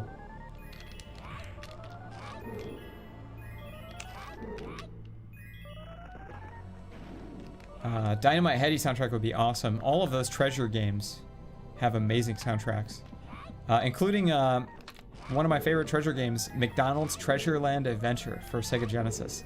Now that game has an amazing color palette. We'll have to do a Genesis and chill night one of these days, because I finally got my Genesis hooked up to the stream setup here, so get some 16-bit Mega Drive goodness in here. Maybe I just use my special attacks on this guy. Now that works. Sweet. Yeah, Streets of Rage 4 was quite excellent. That's definitely another one of the best games that I played this year. To be honest, I was kind of dreading it. I did not initially like the visual style. I really was hoping that they would do like a pixel art style. But you know what? Like after playing it, it really does work for the game. And the combat feels so good, and the like combat mechanics are awesome too. So I think it really, really works. Terrible Coughing is quite right. Treasure had some of the best programmers ever. And it's funny because they were all like, you know, ex-Sega, or actually they're ex-Konami programmers, most of them, I think. And then, you know, they made Gunstar Heroes, and then Konami has their answer to Gunstar Heroes, which is, of course, Contra Hardcore. Well, this game is awesome, but let's do another one. Let's get some more stuff in here, so... yeah, a Sega Saturn and chill would, or a Sega Genesis and chill would be awesome. Mr. Mello, I think a Saturn is totally worth it because the games are quite expensive, but there's many ways to play burns. You can get a mod chip for about $40 and solder it in yourself, or pay somebody to do it. You can get the easiest way is to get a pseudo Saturn Kai, which is like an action replay cartridge that's modded. Daffodil was talking about a disc swap technique where you basically like tape the lid thing down and you put one like a legit demo disc or something cheap, and then you swap it out for a burn. Or you can get something like this, which is it's expensive, but I'd say it's worth the investment because you can literally play like every single, you know, Saturn game on your console, which is awesome. I'm gonna try to glitch the McDonald's one now. Yeah, definitely. Treasure had some of the best programmers. There's another cool treasure game called Silhouette Mirage. We could play that. We could do Tsukyu Garentai. It's a shmup, so it's gonna be a little bit more attention heavy than any of these other games. I said we do Guardian Heroes, and I honestly don't remember if we ever played this, so maybe we'll do Guardian Heroes. It's a really cool game. We could do the US version for that. You're not really missing out on much with the text, though, to be honest. Gosh, so many games for the Saturn. Love the Japanese library. Last Bronx is kind of a cool fighting game. Layer Section, it's one of my favorites. Yeah, Guardian Heroes is treasure. Duh. Let's fire it up. We've been talking about it, now it's time to play it. Let's do it. Let's fire it up. I've been trying to corrupt Genesis ROM to change his music for a mixtape I'm working on. That's a great idea. When Saturn came out, I remember really wanting that Knights game. The jester-looking character by my family never got a Saturn due to the price being high at the time. Yeah, Knights is pretty sweet. Yeah, Puzzle Fighter is awesome too. Terrible coughing. Let's check out this anime FMV before we start the game. You know I love me some FMVs. This one looks quite good. I think this game runs a little bit better if you have the like either the 2 megabyte RAM card or the 4 megabyte RAM card.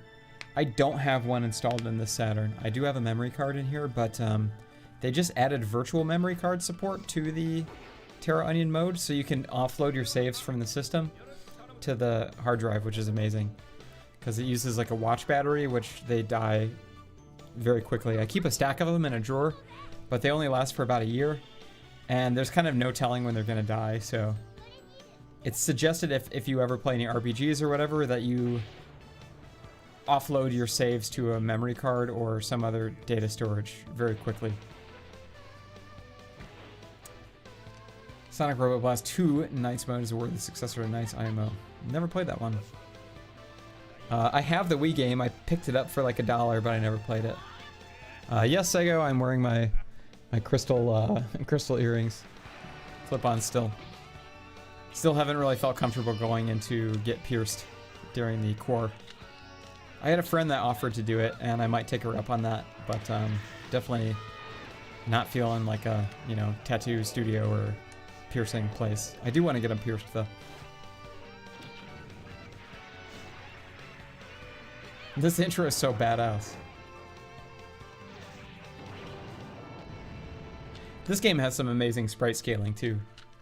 It's one of those, like, plane jumping games where there's, like, 3 planes, basically, and it's like a beat 'em up, but each one, like, you can hop planes. You'll see what I mean in a second here. One of the best 3D Sonic games by far. I've never actually played any other I've never played any Sonic games outside of the Genesis ones, of course, the Saturn, and Sonic Mania, of course. But yeah, I've never played any of the, like, PlayStation ones or otherwise Xbox ones. I forgot which character I liked. Let's go with Pink Hair Girl. She's cute. Sharp pixels. Nothing quite like them. Just love them. Yeah, so cool. Music's great too. I somehow managed to mess up the hole in my right ear. That's concerning, Sephi. I'm sorry to hear that. Have you played Paprium? No. I don't know how you get that game, because, I mean, wasn't it like a Kickstarter exclusive? You had to have, like, Kickstarted it, like, 6 years ago, and then, like, put up with all of the dude's BS shipping updates and, like, not answering support emails. And, yeah, I think the game was, like, what, $150 or something? Apparently it uses some special FPGA chip for, like, extra sprites and stuff. But I would like to play Paprium. It looks really interesting. I'm not sure if there's any way to actually, like, play it. you know, unless you got like a review copy right now. Because I'm in the Discord for Retro RGB. They're probably the best website on the web for vintage game and scaling information and how to get the best, you know, crystal clear, pixel perfect quality out of all your old consoles. And I've made so much use out of that guy's information that I signed up for his Patreon. So yeah, people in the Retro RGB Discord have pre-ordered it and are still not getting their copies yet. So I really think that they only sent out enough copies for like show, basically, to like streamers and stuff. And I kind of have a feeling, I don't want to like spread rumors, but I kind of have a feeling that they're using like new rounds of pre-orders to actually pay for the last round's production costs. I personally wouldn't support Watermelon Games. I don't think that they have ethical business practices, and the amount of disrespect that all the backers have gotten from their initial orders is kind of astounding. So yeah, I would love it if somebody did figure out a way to emulate that FPGA for Paprium, you know, figure out what makes it tick and dump the ROM, because I do want to play it, but there's no way I'm going to support that guy. If anybody wants to find out more about that game, I would check out GameSack's video on Paprium. It's very, very funny, and it kind of like makes light of the situation.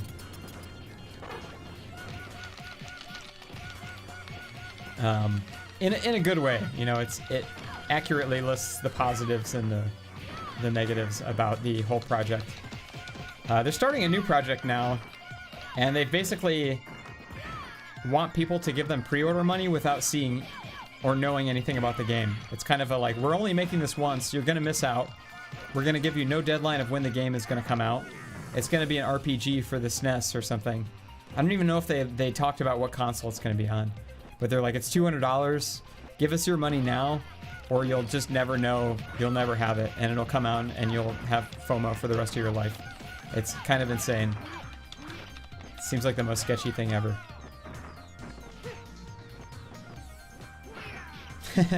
Throwing down harsh truths super casually, love it, educational and fun. Yeah, that's how the GameStack video is for sure. He basically, the guy that runs Watermelon Games talks about how he produced the first run of cartridges at a loss. But it's kind of unbelievable because the packaging is super excessive. And like they included like real leather thongs with every game. So like, you know, I don't really know how much it costs to produce leather thongs, but you think that if you were trying to make your money back on Kickstarter investment, you would just make a basic version in a box, and that's the version that you send out. Especially if you didn't promise like a bunch of extras. I don't know. The whole thing seems very fishy. Very fishy. He's gone as long as like a year without giving anybody updates. So yeah, it's a very interesting piece of retro drama in the like retro scene right now. It's kind of funny. The Equip classic RPG game when? Gosh, that's a good question. Love to make one. Sega Octopus made a nice demo for a Nameless Dreamers RPG that I keep freaking forgetting to run it. I have it installed on my Windows computer, and it's like every time I go to use it, something pops up and I get distracted. But I'm glad you mentioned that, because I'm gonna freaking fire it up tonight right after the stream. When is Equip making leather thongs? Good question, man. Maybe I can get George to work something out. Though they wouldn't be leather since it's not vegan. Maybe, you know, I don't know. We'll think of, we'll brew on that. We'll brew on that idea.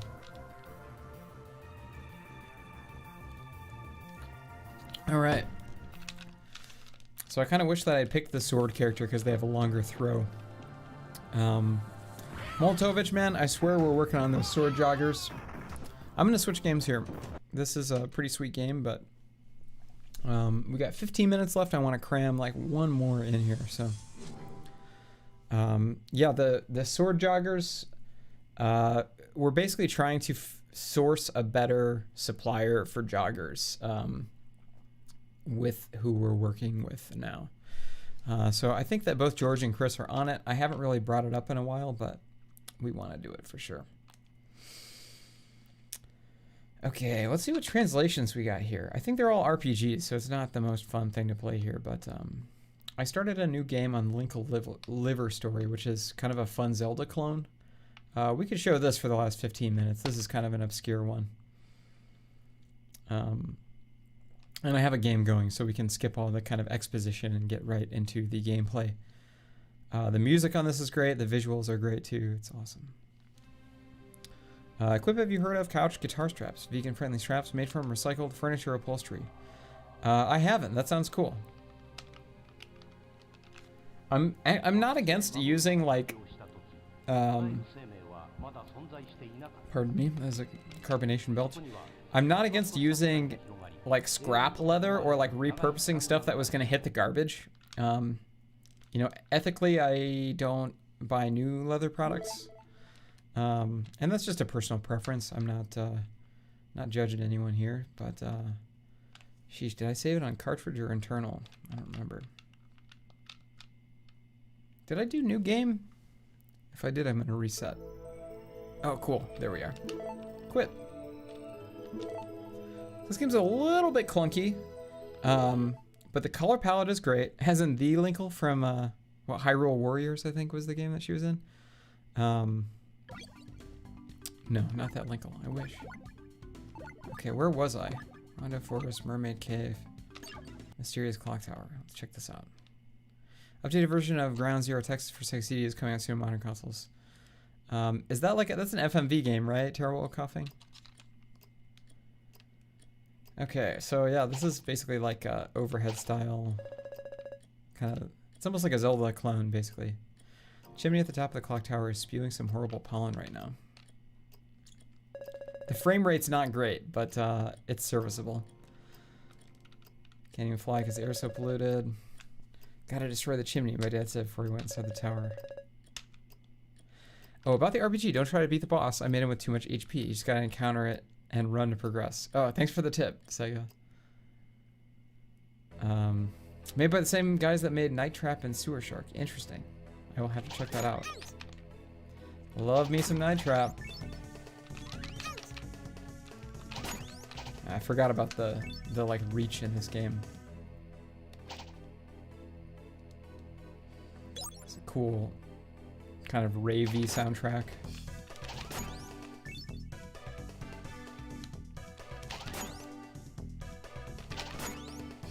Okay, is there a jump? Yes.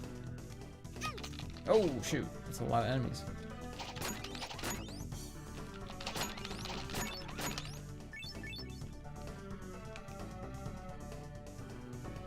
Same devs as Crusader Senti, huh? That's cool. I did not know that. I think Crusader Senti runs a little faster. This is it's not like mud slow, but it's definitely like a little bit slow. I am also playing on the capture window.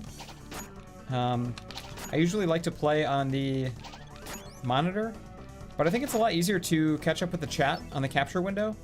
And really, the lag on the... I've got the AverMedia Live Gamer 4K upon recommendation from Lil Liam. And it's an excellent capture card. It takes almost every resolution I've thrown at it from the OSSC. And the OSSC puts out exactly the resolution that's going in, you know, scaled. So it doesn't always put out a clean 1080p. And yeah, so far hasn't been any resolutions that this card cannot handle. And yeah, the lag is really excellent on it. It's really like, it feels like about on par with playing like my FrameMeister on my TV. It's not that bad at all. Illusion of Gaia vibes, for sure, Shibroki, for sure. That game also runs much faster. I started a new file in Illusion of Gaia like right after I beat Soul Blazer, maybe in 2017 or so. And I just didn't like it as much as Soul Blazer. I really, really like the visual style, but it didn't feel as nice.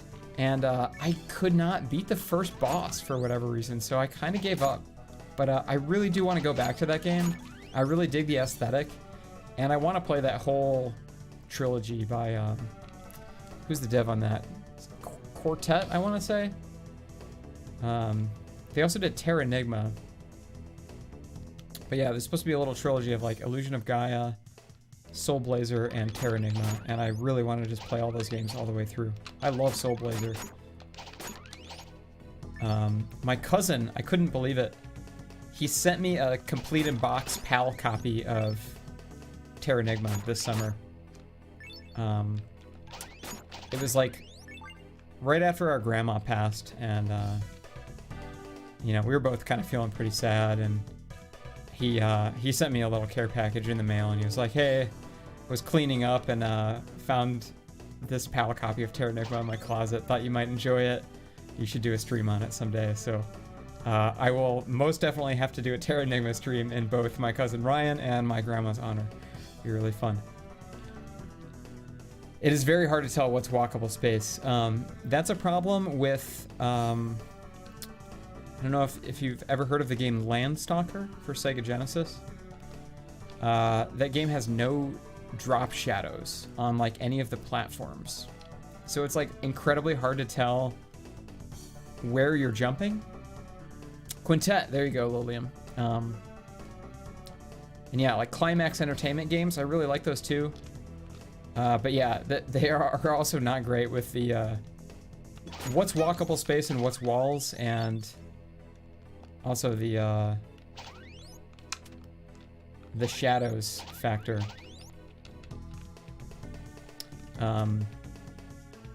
So there's another game too. What is it? Legend of Thor. It's the sequel to Beyond Oasis for Saturn. That game is also very, very hard to tell what's a wall and what's a floor.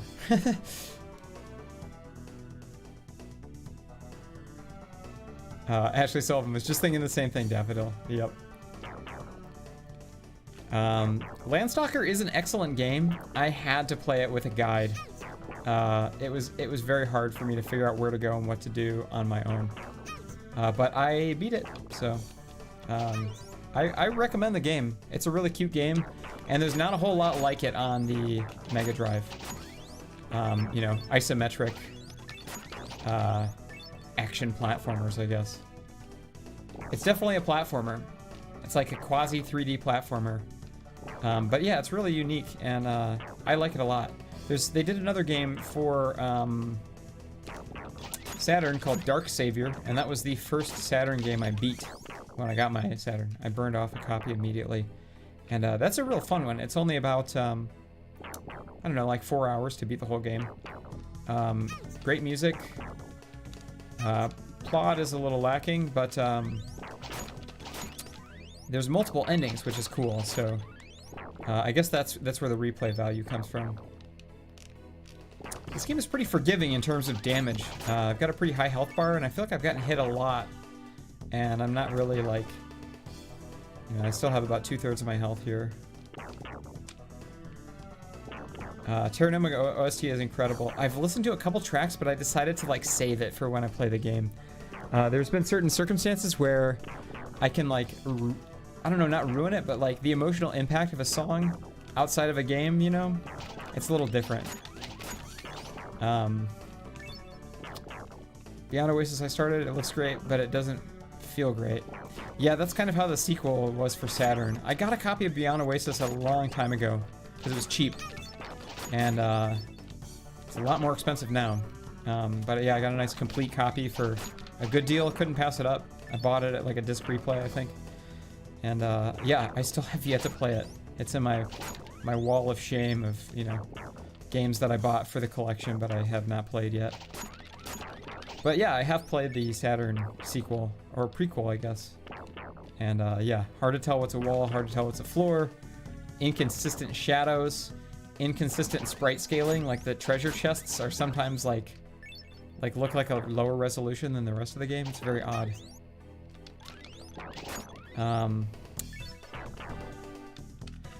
Landstalker's graphics remind me of this old PC game like Wizard's Tower or something like that. It's actually, I think it's inspired by Solstice, if you've ever played that game. That has a Tim Follin soundtrack. You know, he did Plock and that really terrible NES game. Well, I guess depending on who you ask, but that game Silver Surfer.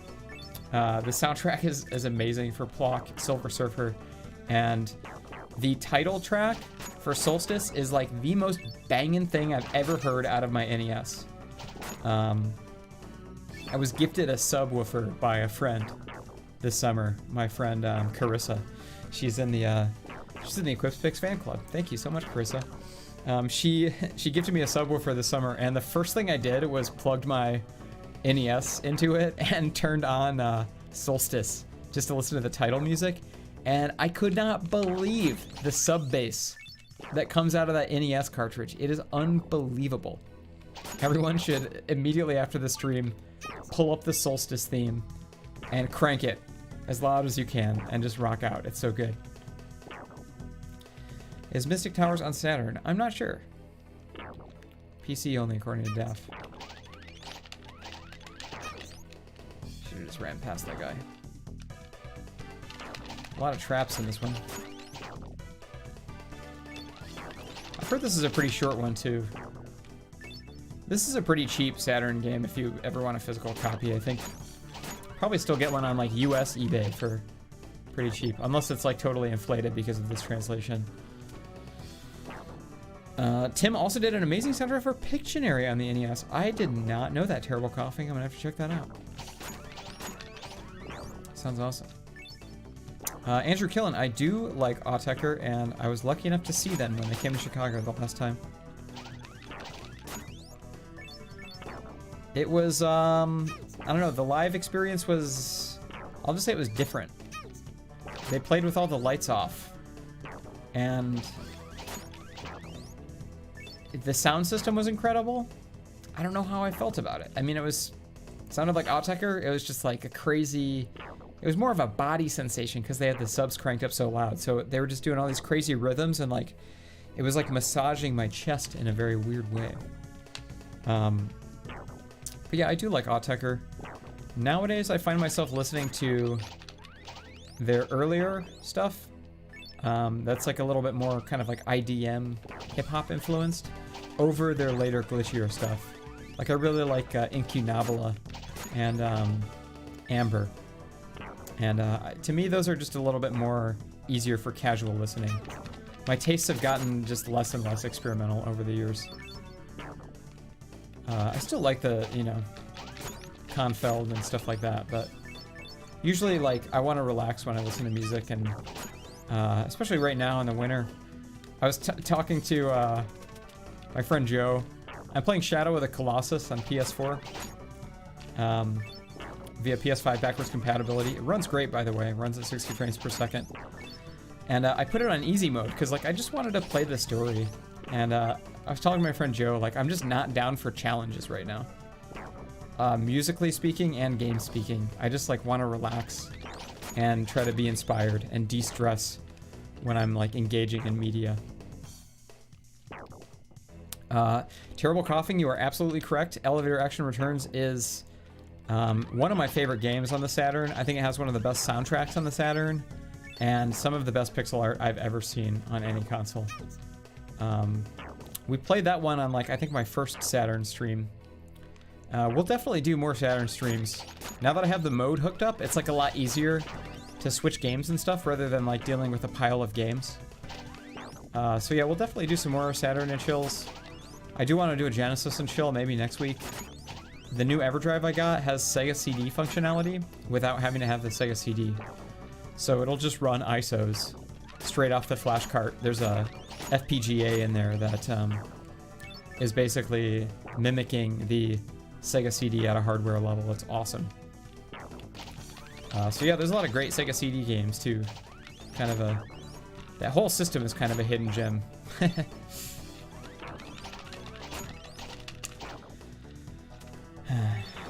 Topo Chico is definitely the best carbonated beverage of all time. I will have to agree with you 100%, Daniel Million. You're just speaking my language. With a twist of lime, of course.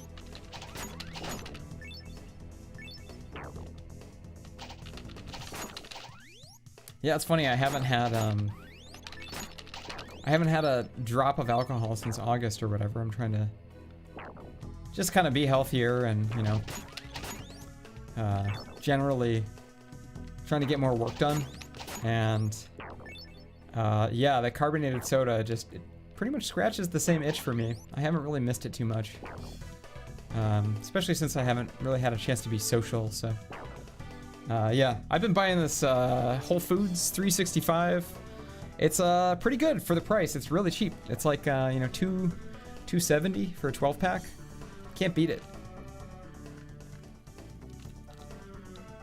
Quite refreshing.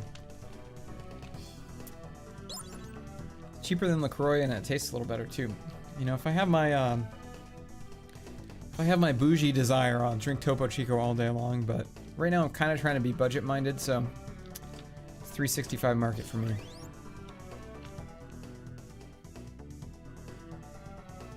One drink in 2020. That's good for you, Davidon. Happy to hear that. Played Elevator Action Returns arcade cab at the Galloping Ghost. Oh, I didn't even know there was an arcade PCB of that. I want to play that so bad. I miss the Galloping Ghost. I've only been there once. I went with the Yeti crew one year. It was really, really fun. We're probably getting close to time here. Oh yeah, we're 9:02. Yeah, I'll do a little bit more of this stage. I'm not really in a hurry to go anywhere. Been drinking a ton of kombucha since lockdown. Yeah, me too. I've been buying the big bottles of GT. It's a little bit more cost effective. You know, they're cheaper per ounce. And sometimes they're on sale for like, if they're like $6.79 or whatever, I'll buy several kombuchas. I love them. So it looks like we can upgrade here. Attack, speed, range. The flowers are in full bloom again. The flower circle can be used to plant your seeds and farm weapons. Sick. You can farm 7 weapon types in total. See the manual for a detailed description. RIP manual. I'm gonna go for speed. That seems like my main gripe here, right? How do I plant one of these bad boys? I guess with the Z button. Okay, cool. Did I get a weapon? Gotta hit the grocery store before they close. Nice seeing you, Def. Hope you get the groceries you need. Oh, the mango Waterloo is awesome, Tara. Pretty much all the Waterloo is awesome. I like the grape a lot. Love this channel, thank you. Thank you, Yuri. We love you too. Oh, okay. Here's where I select my weapons. Let's get the Ice Balkan. It's got the slowest speed, but good power and range. Nice boomerang. Let's see what this is all about. So you only allow one weapon at a time, it looks like. That's still pretty slow. I don't know about that one. I usually do not like the gloves. Okay, that's what I had before. Except the cane. Nah, too short. Actually, I think range is going to be my preferred thing here. We'll go back to the sword. Sephi, you and me both. I kind of tend to avoid the grocery store when I can. I try to go when it's like early and nobody's there. Inspired through flowers are a mysterious power that allows for rapid plant growth. You think that's where you should plant your seeds? It does seem the plants aren't doing too well lately. Huh, where do I go from here? Boomerangs are low-key OP in my experience. I do agree, Shiroki.